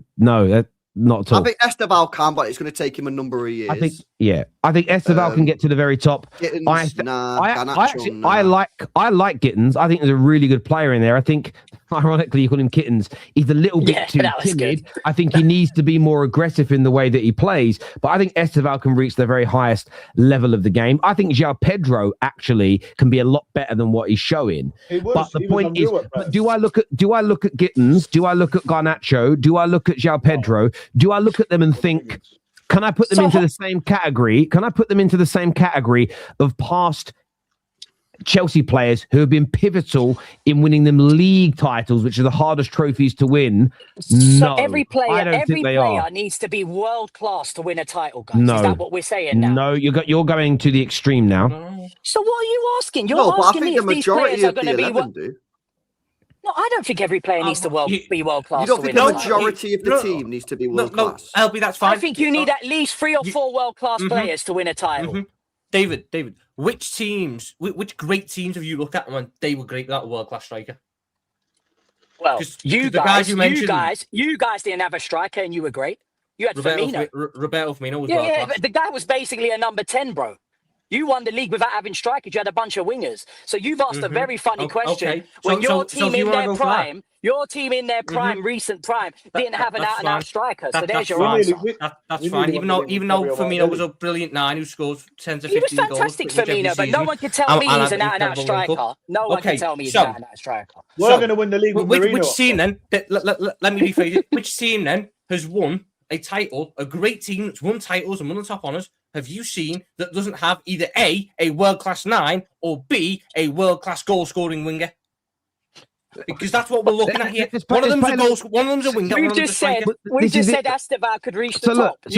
Yes, could reach the top. Let me give you an example though. What I mean, they don't. Sorry, Dan. I'll come to you next. I'm really sorry, mate. This series is what I'm talking about, right? So when it comes about players being of that level, let's just look at the attackers in Chelsea's last title-winning team. Do you think any of the current players? No, it's not about being a different time because it's though, Terry. No, it isn't. About Arsenal is the same thing. It is. No, hang on. No. It isn't. It isn't because to win league titles and to be able, hang on a minute. You look at this current Arsenal team. If you start winning league titles, there are debates to be. You can start comparing this team to you could compare your current team when you start getting over the line. You can start comparing it and going, okay, could this left back get into this Arsenal great team? You've got players in your current squad. They continue to play well and then start winning trophies. They will be in conversations and debates for some of your greatest teams, right? A few of them, yeah. A few of them, exactly. So I'm not saying all, but we're doing a comparison here. Equally, if they're not even in the team, you'd go, Rice might not get into your greatest ever team, but he'd be in the debate, right? Yeah, no. So I'm asking now, if these current Chelsea players, do you think they could even get into a debate with one Chelsea title winning team? So give you an example. Palmer. Let's put Palmer aside because we all agree on Palmer. Outside of Palmer, which of the current wide players do you think can reach the same level as Pedro? Esteban. The Pedro that was at Barca and then went to Chelsea. Which one with Pedro? I'm just surprised you used Pedro. So we think Esteval can get there. Who could reach Eden Hazard's level? None of them. None of them. Who do you think? No, he can never reach there. He's once in a lifetime. Okay. Who do you think could reach the level of the other winger who just Willian? How many could get to Willian's level? Every single one of them. No, Willian at Chelsea was a good player, bro. Willian at Chelsea was very good. He was good. Yeah, but all the Gittins could reach that. Gittins could reach that easily, man. He could. You think Gittins could be as good as Willian? Yeah, he could be. Of course, he could be. You don't know though. You don't know. He's a very young player. It doesn't. The way you guys are writing them off as if they're not going to improve. But no one. Hang on, but what you're not doing is that you're just saying, yeah, of course they could. You're just speaking in very vague terms. You ain't giving us a solid opinion. You are not turning around and saying, right, I think Gittins will be clear of a Willian and will get to that Pedro level of being a very consistent, high-level European. I can say that to you, Terry. I can say that. But I want an opinion. I'm never gonna know that. They're gonna buy more players, aren't they, Chelsea? So. I'm never gonna know that. But you guys saying that these guys are the wrong signings, they're not gonna improve. I think is worse than No, it is what you said, but it's worse than me saying, guys, there may be some room to improve. It's not what we said. It's not what we said because I said I rate Gittins. No. You're chatting shit. I said I rate Gittins. I said I rate Esteval. So I've rated them. I think they can get to a very good level. What we're saying to you is you're not willing. You're the one who's defending them, but you're not willing to give us an opinion on any of the players that you think could get to the highest level. Why? When the Tottenham last week, now Chelsea. Yeah, I've said they've all got potential to improve. That's not an answer. They get to the highest level. No, why is it not an answer? I don't know if they're going to get to the highest level, Terry. Because everyone's got potential to improve. Do you think? I've been watching them for 2-3 months. For God's sakes, I'm supposed to have like the oracle and know that they're going to be fantastic. Man, it's just an opinion. Then why do you do it to Man United? Why are you always making overarching statements about United's players that have been there 2 or 3 months? Emotion, Terry. Emotion. Exactly. What the hell, man? So what you're really saying is we shouldn't take your Man United opinion seriously because they might not be the truth. What I'm really saying is what I say, bruv. Take it how you want it, mate. You know what? Are any of the current strikers at Chelsea at Diego Costa's level? No. Is their goalkeeper? Do you know their goalkeepers back then? They had Thibaut Courtois was in goal. No one of that level. You look at their defenders. It's the only. Listen, no defender at their club, barring Reece James, I think is at the level of Aspie. Right? They had John Terry at the club still when they were winning those trophies. You look at the midfield. Even the midfield is arguable. They had Kante, and they had Cesc Fabregas and Nemanja Matic in their team. Like that's the thing. So when I look at Man United, that was straight away. I remember him getting burnt by Freddie Ljungberg in the 2002 But that's not the point though. That's irrelevant.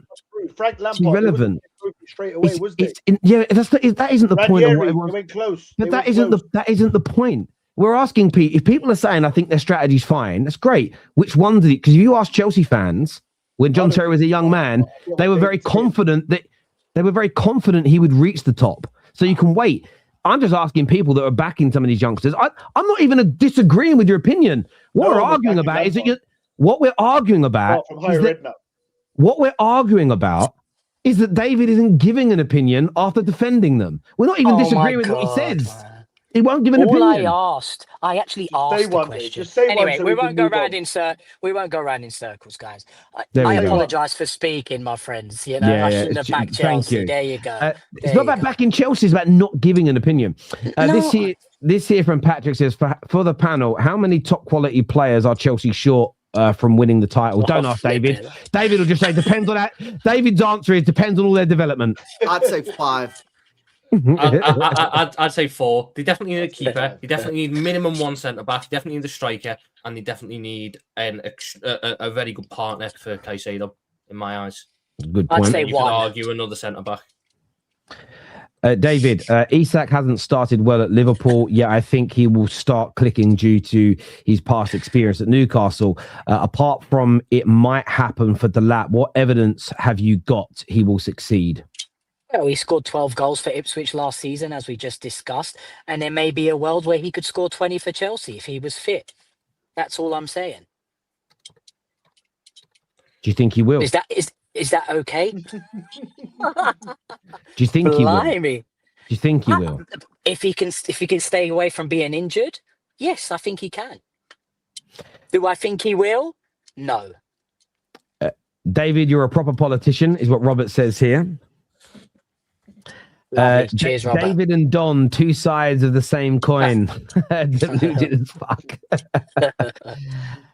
Chelsea are not ready to win the league. We've heard this. I think you've done this one. Yeah, I put that one up. I didn't read it out. Sorry. These frauds reporters told us Man United, Liverpool, and Arsenal are scared of our kindergarten project. Because they're liars. They might be liars. They might be on the payroll. Who knows? You need to investigate the independence of the journalists. That's what you need to do. They do. Before we move on to the title race, I wanted to speak about Semenyo because big links today of United officially going into the race for him. City want him. Liverpool want him. Still, I'm seeing loose links to Arsenal as well, although they've been played down by a number of outlets. LB, would you like to see Semenyo at City come January? I find it a bit of a tricky one. To be honest, I probably would sign him. If I was City because not because I'm sitting here glazing him. I'm saying like he's a top elite level player. But obviously Semenyo and Bob ain't really doing it for us right now. Doku's just got injured, and I just think that we are a little light in that position. So if it was me, I would loan Bob out in January and sign Semenyo. Yeah, I would do it. And I know he didn't play particularly well against United last night, but like we're looking for someone that can give us just a few more goals out, on the out wide, because at the moment it's very much Haaland unfolding. And obviously that finish, man, was so good, man. He was so composed in front of goal. So I probably would do it. To be honest with you, I probably would. What about yourself, Tom? I mean, Liverpool have got a big hand in this as well. Some people think he's a bit overrated and like does things in flashes, does things in patches. Do you think he could be the kind of player that could help get you back to where you want to be? I don't want to sign him purely on the basis that I don't think we should be playing the type of play that he is. I think that with our squad makeup that we've got now, we need to try and move to a 2-striker setup. I quite like the diamond that we've got going on at the minute. Don't see where Semenyo fits into that bar, playing him out of position on the wing. For a team that needs a winger, there's an appeal to him. I have a bit of a gripe about his age and the fact that he's going to be like 27 soon, I think. And so you've not really got the longest period with him at the very top, arguably. And then I think before yesterday, it was 11 games without a goal. I'd kind of want a bit more consistency. Now, maybe it's a case if he comes to a top team and he gets that consistency because he's with better players. But for me, just with our squad, I can understand why City want him. I don't really know why United, because I don't know necessarily where he fits in that. But I can certainly see why City would want him. I can certainly see why Arsenal would want him. Yeah, left wing back. For us, I think we just need to commit to going to 2 strikers. We've got Ekitike and Isak. We've got, I don't know how long we got Salah for, but Gakpo's probably better as a striker than a winger, just in terms of it stops him from cutting inside and hitting it over the bar. So I don't necessarily think there's a spot for us in this current setup for Semenyo. If we went back to wingers, then yeah, I'm a lot more open to it. But as it stands right now, I'd rather just stick with what I've got, because I think they're all better strikers than Semenyo. But I can see the appeal for why other clubs would want him. I think he's a good player. I'd take him. Do you think City should sign him, Tom?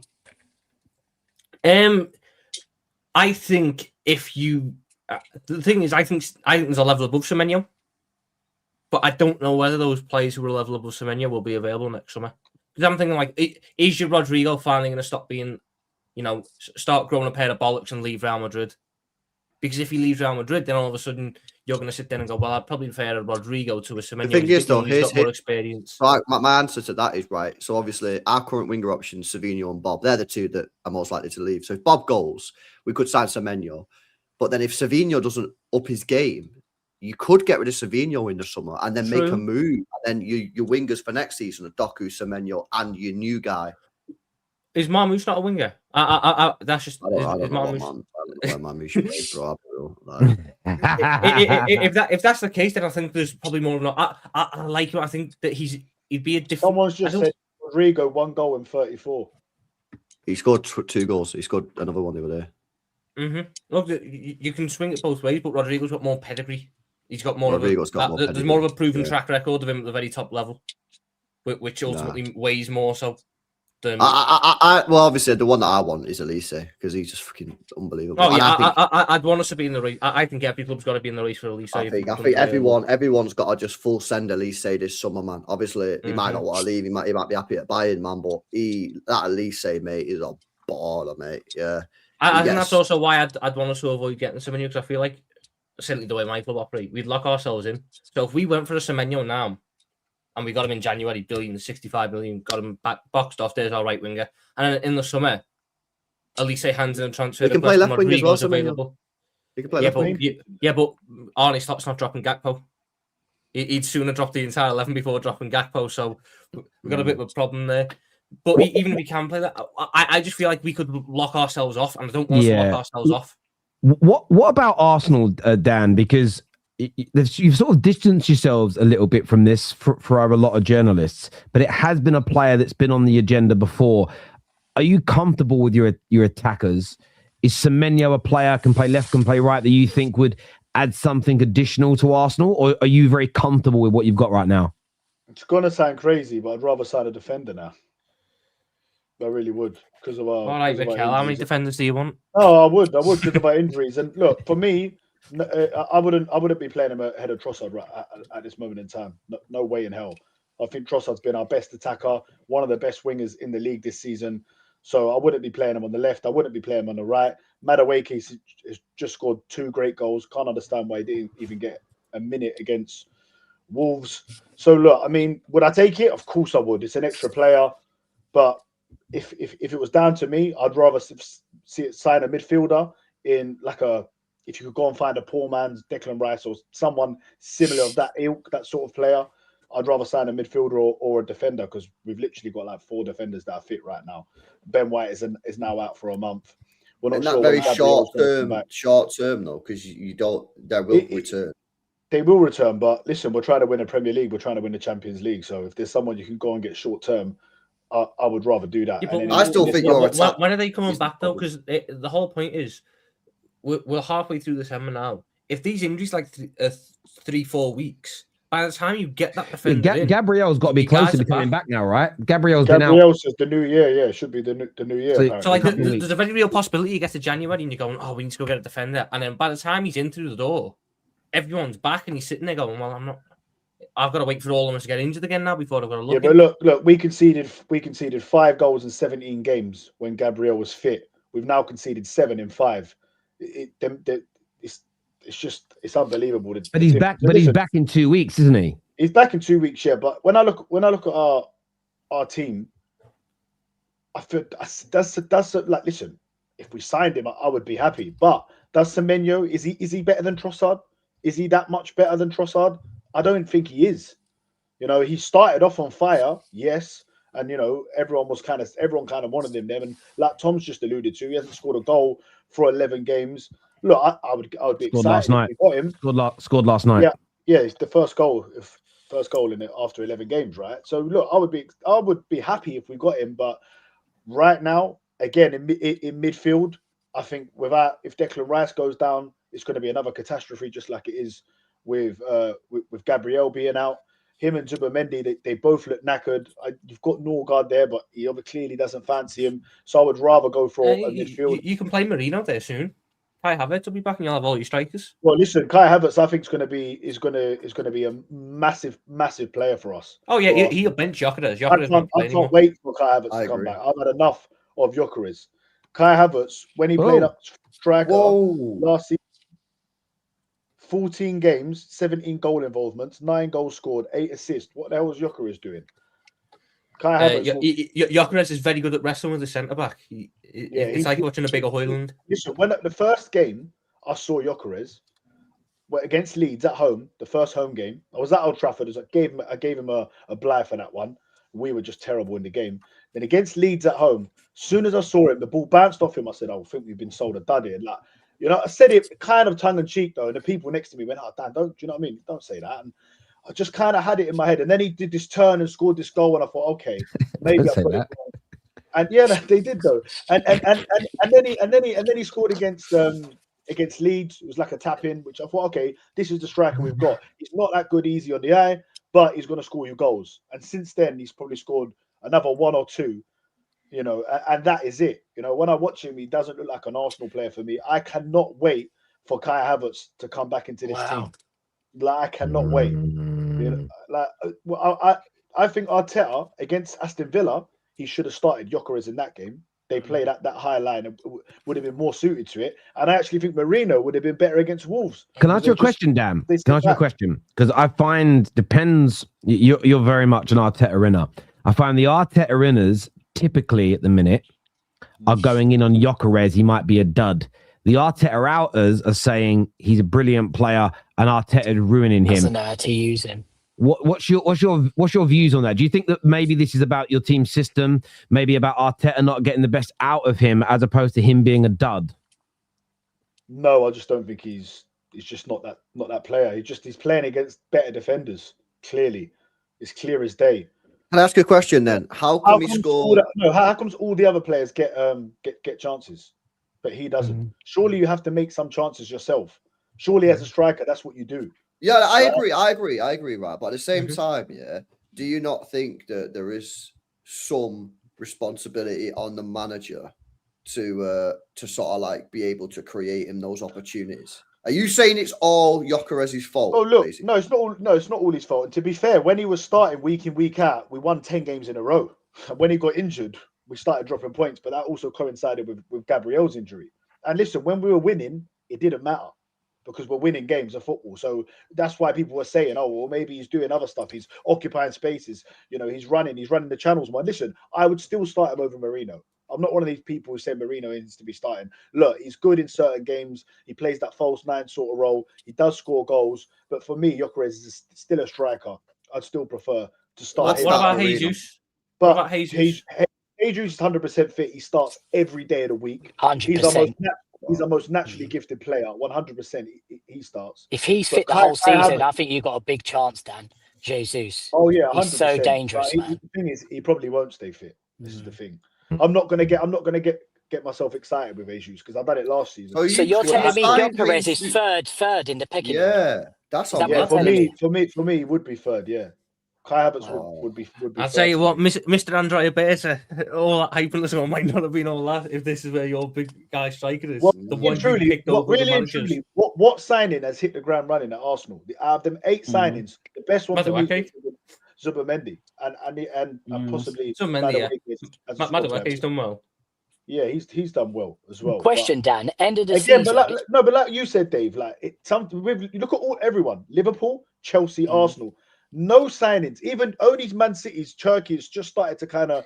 We're starting to see it from him now. Ekatiké's done well. Yeah, he has. All right, he's done well. What's he got? 5 or 6 goals. He's not done well. He added a few more this weekend. He added a few more this weekend. So he's probably been the best. But there's not been many signings that have really hit the ground running. And we might see the best of David. That's why what David said. And next year, you could see it. Sometimes it does take time to adapt. No one gets time to adapt anymore. Straight away, they have to do it. They have to do it. Are you here basically starting to start the whole Arteta needs another year because the players? No, I'm not. I'm talking about Arsenal. Listen, we had a good enough team 2 years ago to win the league. And we've added another 8 players. So I listen, regardless of even if we didn't sign these players, I'd still be saying we need to win the league. So you're on the whole, he's got the league this year. Listen, if we don't win something this season, I will be the first one to say if there's a top manager, only if he's a top manager, not if it's an Irola or a Glasner, I'd rather stick with Arteta. But they won the league with Slot, who nobody had heard of. Yeah, I know, but listen, they'd won the league only a few years prior to that. They had Champions League winners in their team. They had 6 years prior. It was 6 years. All right, when did you win the league though? Before that? No, you won in COVID. 2020, and then 2025. So it was 5 years. Yeah, 5 years. But you still had and you'd finished second and third. You'd been there or thereabouts. You had Salah, one of the best players in the world. You had Van Dijk, best centre back in the world at the time. We had 5 players from the previous squad. Do you know what I'm saying? This is what elite, 5 players from the squad. You had winners, huh? You got all these mint players as well. Yeah, I know, but they haven't won anything. These are players. None of them are of that caliber. None of them are world class like that, are they?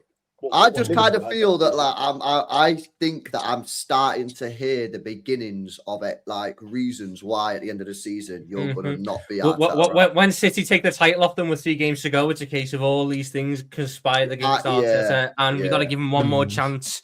He just didn't get the favour. I've just told you, if we don't win it, listen, I believe that a top manager would probably win something now with this team. So if I said to you, Nagelsmann's available, Germany don't win the World Cup. Nagelsmann leaves Germany. No, I wouldn't want Nagelsmann. So Luis Enrique, where's the cut-off line? Where's the cut-off line for this top manager thing? Luis Enrique, I bet you. Luis Enrique would obviously. That's it. I knew it. So basically, you're not going to be out there out then, are you? Because you're going to get. He's not the only one. But it would depend on what manager we're going to get. LB, like I just said, if it's just going to be, an Irola or a Glasner, I'd rather carry on with the project that we've got. And this is the problem. And obviously, it would have to be position. Is at some point you have to say enough is enough. We have to try something else. You can't just carry on with it for the rest of time. But I know I can tell. I know for a fact you're already sowing the seeds, man, of the reason why you're not going to be Arteta out. Because when we get to the end of the season, if you don't win anything, you're just going to go, well, unless it's Luis Enrique, I'm not Arteta out. Yeah. Whereas Liverpool have proven to everyone that is just a myth. They won the league with Slot, bro. So anybody now that says, I'm not going to get rid of him unless we can get somebody like an Enrique, well, you got to explain how they won the league. To be fair, Slot had 1 league titles, though, innit? So Glasner's won an FA Cup. Glasner's won a Europa League, hasn't he? Yeah, Glasner's got the pedigree like that. Nagelsmann's won Bundesliga. I just know for a fact what's going to happen at the end of the season with these Arsenal fans. He's not signing a deal as well, Glasner, is he? But that's true. Yeah, he came out today saying he's not signing. There you go. There's a new manager for you. Yeah. But I don't think we're going to need them because I think we're going to win one of the big. It is interesting for me. I think there's a real balance when it comes to Gyokeres. I think he's done some things wrong and he's been bad in certain areas. I equally think your players have got to get the ball into him quicker. Look, we've been saying it with United. We put some fantastic crosses into the box yesterday in the first 60 minutes. Šeško comes on the football did get better. We did play better football. We had more attack minded. We stopped putting fucking crosses into the box. Yeah. We were whipping loads of early balls in. Sesko's on, beanpole, good in the air. 2 crosses at the end of the game. But why did I want Sesko, Dave? I wanted Sesko because he would have suited our style of play so much more. He would have suited our style of play. Our crosses, our wingers, they always have to cut in and then cross. So it's never a first time. One of the goals, if you saw that he scored, I think it was against Nottingham Forest, Eze, first time ball on the left. He crossed it in straight away and Gyokeres put it into the back of the net. So I agree that he's not being found. You know, he's not like Gyokeres is missing loads of chances. He's not having 2 chances and missing and getting everyone's going, oh my God. He's just not really. He seems to, when he's with defenders, he seems to always be so close to the defender. And it's like, get away from the defender, man. And I don't know. Look, I'm still going to back the guy. Of course I am. But do I think I think he's the man? No. Do I want Kai Havertz to come back and start? Yes. Do you feel, although we were talking to Semenyo, but we're kind of in it now, do you think, are you feeling down about the fight now and the push from City? Do you feel like Arsenal are well equipped for it? Do you feel ready for it? Because you've had a bit of a blip recently. You've dropped some points. The gap's been closed down. You know, there's some panic in the Arsenal quarters. How are you feeling? Positive? Oh, blimey. Harry, well, that's how he's feeling. He's like, look, he's excited. He set me up with his camera. No, how am I feeling? Look, I remember 23-24 season. We started the season kind of just like this, but we might have been top going into Christmas, and then we lost 2 games to West Ham at home, Fulham away on New Year's Day, and then we went to the Dubai trip and we won 17 out of 19 games. In the end, it wasn't enough. City got 91 points, we got 89. You know, I think we'll kick on. We'll have a better second half of the season than we have a first half of the season. I think when, you know, these players are coming back, the good thing is that these players are not out forever. Gabriel's going to be back. And once Gabriel's back, more or less the whole core, him and Havertz are two key players. Once them 2 are back, I think we'll, you know, and I think our attack is going to start clicking. Saka's starting to look better, look like his old self. And I think it's going to be really interesting. I think it's going to be Arsenal and City. I think Villa will fall away. And I think it will be Arsenal and City again, like it has been, apart from last season. For them 2 years, it's going to be Arsenal and City again. Are you grinding confidence, LB? Now, I know you start the season, you were like, don't care about the season, don't think we can win it. You must now be chomping at the bit. I think we're going to do it. I think we're going to win it. I feel like I'm seeing the start of like a team that can win this, can win it. I think we probably do need to sign a Semenyo just to bolster our attack. But, man, I'm seeing good signs, bro. Like my back four's defending well. Rodri is apparently ready right now, basically. They're saying he's going to be here soon, so that's good. Apparently, they've kept him back. But he's been fit for ages, but they just kept him back. The last 10 games you've had, you've started the same 9 players in the last 10 games and the same back 4 for the last 10. So I think that's where Man City's consistency has come from, by having all of their players fit. I know. Yeah. And, I'm happy we've done that as well, because it's working. You know what I'm saying? So, but it's also Foden for me, LB. Foden and Cherky. If I know Haaland's getting the headlines, Foden and Cherky in the last few games have been. Cherky's been unbelievable, man. You know, I mean, he's been so good in this last month. Coming on at Fulham when we were crumbling, and he just calmed everyone down. Bernabeu was fantastic. He was great again at the weekend. And I think he's bringing the best back out of Foden as well, because Foden's enjoying playing with him, because, you know, there are the flicks and tricks are coming out between the two. So I think Foden enjoys that. You know, Foden's 6 goals in his last 4 Premier League games. He's already matched his Premier League goal total from last season. He's 3 goals behind his entire goal total from last season. So, yeah, and Haaland's just still scoring a lot of goals. So things are looking good for us, man. You know what I'm saying? But the only problem that I'd have is whilst not the defence at all. No, it's not the defence. Conceding 4 goals to Fulham. Just getting on to David about conceding 4 goals. So did you watch the goals? Did you watch the goals? Yeah, of course I did. So what did the defence do wrong? They didn't defend well enough. Goals. They scored 4 goals. In those goals, what did I defend? I can't remember exactly where the goals, but no, you can't. I'll tell you exactly what happened. All 4 goals were from either from the edge of the box or outside the box screamers. They need to be closed down quicker then. By the midfielders. by the midfielders. Foden was one of them. Savio was another one. Yeah, not my defense could do nothing about them. But what you're saying, it's not Man City's fault. It's not Man City's fault that they conceded 4 goals. Is that what you're telling me? Me? What are you saying? Yeah, it's not Man City's fault that they conceded 4 goals. I'm saying if you want to blame anyone for the goals, I'm saying you blame the midfield, not the defense. Oh, got you. But he's just saying you conceded 4 goals, so there's a vulnerability there. I was going to go on to 2 goals to Leeds as well. You conceded fucking 2 goals, a goal to Wolves, bro. You know what I mean? You couldn't just score a goal against Wolves, yeah? 2 goals. What are you talking about? To Leeds, though. I'm talking. If you want to talk about where I think the vulnerability lies, I still think it's midfield like last season, not defense. I think our defense has been pretty good this year, to be honest with you. Okay. It's the second best defense in the league. After conceding 16 goals, that must there's bad defenders this year, isn't there? Or maybe you're just making it out like City's defense is trash when it's not. No, I don't think it's trash. I just think I think that's your weak point, isn't it? I don't think it's the defense. I think that City have got the same problem they had a couple of years ago, where they're sometimes getting caught in transition a bit too much because of how involved Nico Riley wants to get in the attack, which is a good thing. I think he's been incredible. Yeah. But because the fullback wants to get so far up, and because Rodri's not there, and Nico Gonzalez, I don't think has the same reading of the game that Rodri does. There's times where City's players try to compensate and drag themselves out of position because the guy in front of them isn't there sweeping up. I think that's one of the most underrated part of Rodri's game when he was winning that Ballon d'Or, was how many attacks didn't even get started against City because he was there stopping them before they even got going. And Nico Gonzalez isn't that. And I think that's caught them out a bit too many times this season. Gonzalez, he came off, didn't he, when it was 4-1? I think you can see. I think it was 5-2 against Fulham. Yeah. Yeah, I think it was 5-2 when he come off, yeah. Yeah. So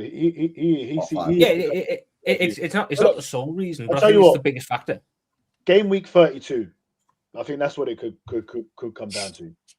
That when you play, when you pay, yeah. It could do. Look, I don't overly disagree with that. I think it's going to be very close until very late in the season. I always push back earlier in the campaign about any Arsenal fan saying it's a cakewalk, it's a foregone conclusion. I was working with Jolien Lescott and Olivia today, and I didn't offend Olivia. She was like, "Oh, I thought Arsenal had won it like weeks ago." I was like, "There was 8-9 games were played." I thought anyone writing the league off at that point. It was just disrespect. It was crazy. No matter how good Arsenal looked, it's too early in the season to be doing that, especially forget City for a minute and Arsenal, in a campaign where there's so many hard games now. The top half of the league, if you look at everyone in the top half of the league and you look at and you think about playing them away from home, no one, including Arsenal or City, goes easy game. It isn't like 5, 6, 7 years ago. I think City were looking at nearly every team in the league, home and away, going 3 points, 3 points, 3 points. You don't do that anymore. So therefore, just writing the league off after 8 games, I felt was a ludicrous take. And the ones that weren't being ludicrous, I think they were just setting Arsenal up for the whole bottle job conversation. It was very transparent and easy to see. But I think it's going to be a great race. I don't want City to win it. Of course I don't, because I'm a United fan. No self-respecting Man United fan would pick City winning the league. This guy loves just say my name, man. No, but I don't mean. If I was going to talk about you, David, I'd say you. I'm talking across the board here. I think Man United fans who would prefer City or Liverpool to win the league over Arsenal, I think your priorities are wrong. I think you're the most righteous Man United fan. You're the elite Man United fan. I am compared to those people. Yes, definitely. Yes, I agree. Elite picking a lesser rival over your biggest 2 rivals for me is especially Pep and the legacy he's got in the game. I want Pep. I want you're Osman, mate. Yeah. I want, bruv. I don't want Pep winning another trophy in his whole life. Like, that's not a dig at Pep. It's like the man's closing in on records that my greatest manager has. Why would I want him to do that? It's weird. But that all aside, I think I do want a title race. Partly because I'm a content creator. It would have been boring anyway. Oh, can you imagine? Can you imagine if City would have lost 2 of their last 3 games and Arsenal were like 12 points clear at the top? Do you know what everyone would have said? What's there to talk about? Unbearable. You'd be unbearable. They would have said the same thing that unbearable. they said to Liverpool. And I was on my stream yesterday, right? And it was winding me up. Everyone was going, "Oh, Liverpool weren't even that good last year." And I said, "That is disrespectful." I said, "You're forgetting." Oh, and they said at the end of the season they weren't that good. I said, "Because they had it won." Oh, no one challenged them. Yeah, so what? That ain't their fault. Yeah, they were smashing teams. Salah was on absolute fire. Like that's why I never jumped into that ever, because look, if Arsenal would guarantee you, sorry, Tim, if we were clear now by, like you said, 10, 12 points or whatever, then we go, Arsenal only winning equals the crap league. That's exactly what people be saying. So hopefully we were not on the last day of the season, Crystal Palace away. You'll take whatever you can get, Dan, to be honest. Listen, mate, I'll take anything. Of course I would. Of course I would. I've not won the Premier League for 21 years. Yeah, exactly. So it don't matter if someone said that. No, of course it wouldn't matter. I'd just be gloating the whole time. But I've got a few super chats here. The first one is, I think this is back a bit earlier when we were talking to David. It says Terry wants conclusive statements on topics that has no factual outcome at the moment. It's all opinion based. Read it twice, maybe, mate. Read it twice so you digest it. I don't need to read it twice, because it then goes on to say it's all opinion based. I can read it once. Cool. And what I want from people is not a vague, fluffy, cloudy, hazy, blurry answer of they might make it, they might not. That's like, you can use as many adjectives as you want. Mate. How is the game this weekend between Arsenal and Everton going to go? Arsenal could win, Arsenal could draw, Arsenal could lose. What's your prediction? I'm predicting they could win, they could lose, they could draw. If we start making content like that, it's boring. I'm saying, what? I want people. What do you mean, what? I want people. Turkey at the start of the season, no one was going to say it was going to be elite, were they? But now everyone's saying Turkey was fantastic. I gave an opinion. Equally, I thought Wirtz was going to start very well in the league, and I got the opinion wrong. People have got to stop being scared of their opinions being wrong. I want, I'll be honest with you, to answer the super chat, I don't want conclusive statements where people say this is it's why this show is called Straight Facts. It's a dig at people that give opinions and call them facts when they're not. The show title is literally a dig at people that do that. What I'm saying is I want considered opinion. There's nothing wrong in saying I think Liam Delap can reach the highest level of the game, and then you explain what your view of the highest level of the game is. If it doesn't work out, it doesn't work out. It doesn't matter. But the answer simply being he could make it, he might not make it. There's no point. Then that means we shouldn't talk about it now. Therefore, you kill the conversation of football that's existed before social media. When you and your mates sat down as kids at work, when your family are, and you talk football, no one sat there and didn't give opinions. We've all given opinions about football our whole lives. We're not going to stop now because people are scared of being clipped up. Come on now. Thanks for the super chat, mate. But anyway, Then give an opinion. Semenyo for me is a Spurs or 5-8 place, 5th to 8th place sign in. No big team should not go for Semenyo as a main winger if you're trying to compete for the title, is what Robert says here. Well, I'd like him at United, but maybe that says a lot. That says a lot, mate. The problem is if you're buying him to be your main winger. If you're buying him to be the supplementary piece, I think he's a good supplementary piece. He can't be the main guy though. He's the right guy. He can be. I'm only going to use my team for example. He can be the Diaz to a Salah, but he can't be the Salah of your team. He can be the guy who gets 10 to 15, is a good outlet, but he's not going to be the guy who you turn to and go, he's gonna win me this title. Sorry, Red Tank in the group chat from Neeks. Big up Neeks, brother, if you're watching. This here says, Arsenal fans love saying your defence is shit. If we fix our defence with Rodri coming back, then we may wrap up the league by April. Good point. None of them were saying this a few weeks ago. Now their chests are out.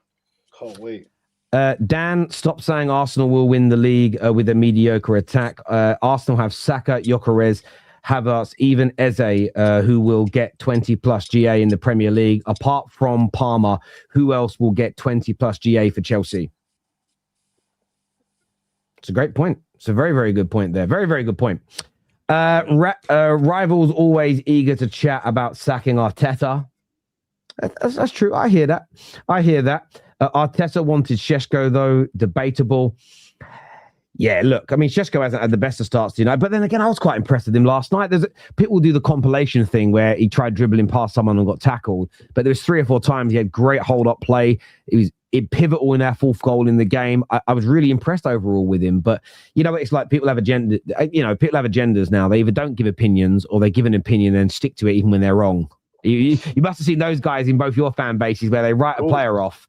You know, Kai Havertz gets it a lot. I remember asking some gooners, what would Kai Havertz have to do for you to admit that he's a decent player? And I remember them, and I've got to give them credit. They have stuck to it. They went, nothing he ever does, even if he scores 50 goals a season and wins us every trophy, I'll never say he was a good player.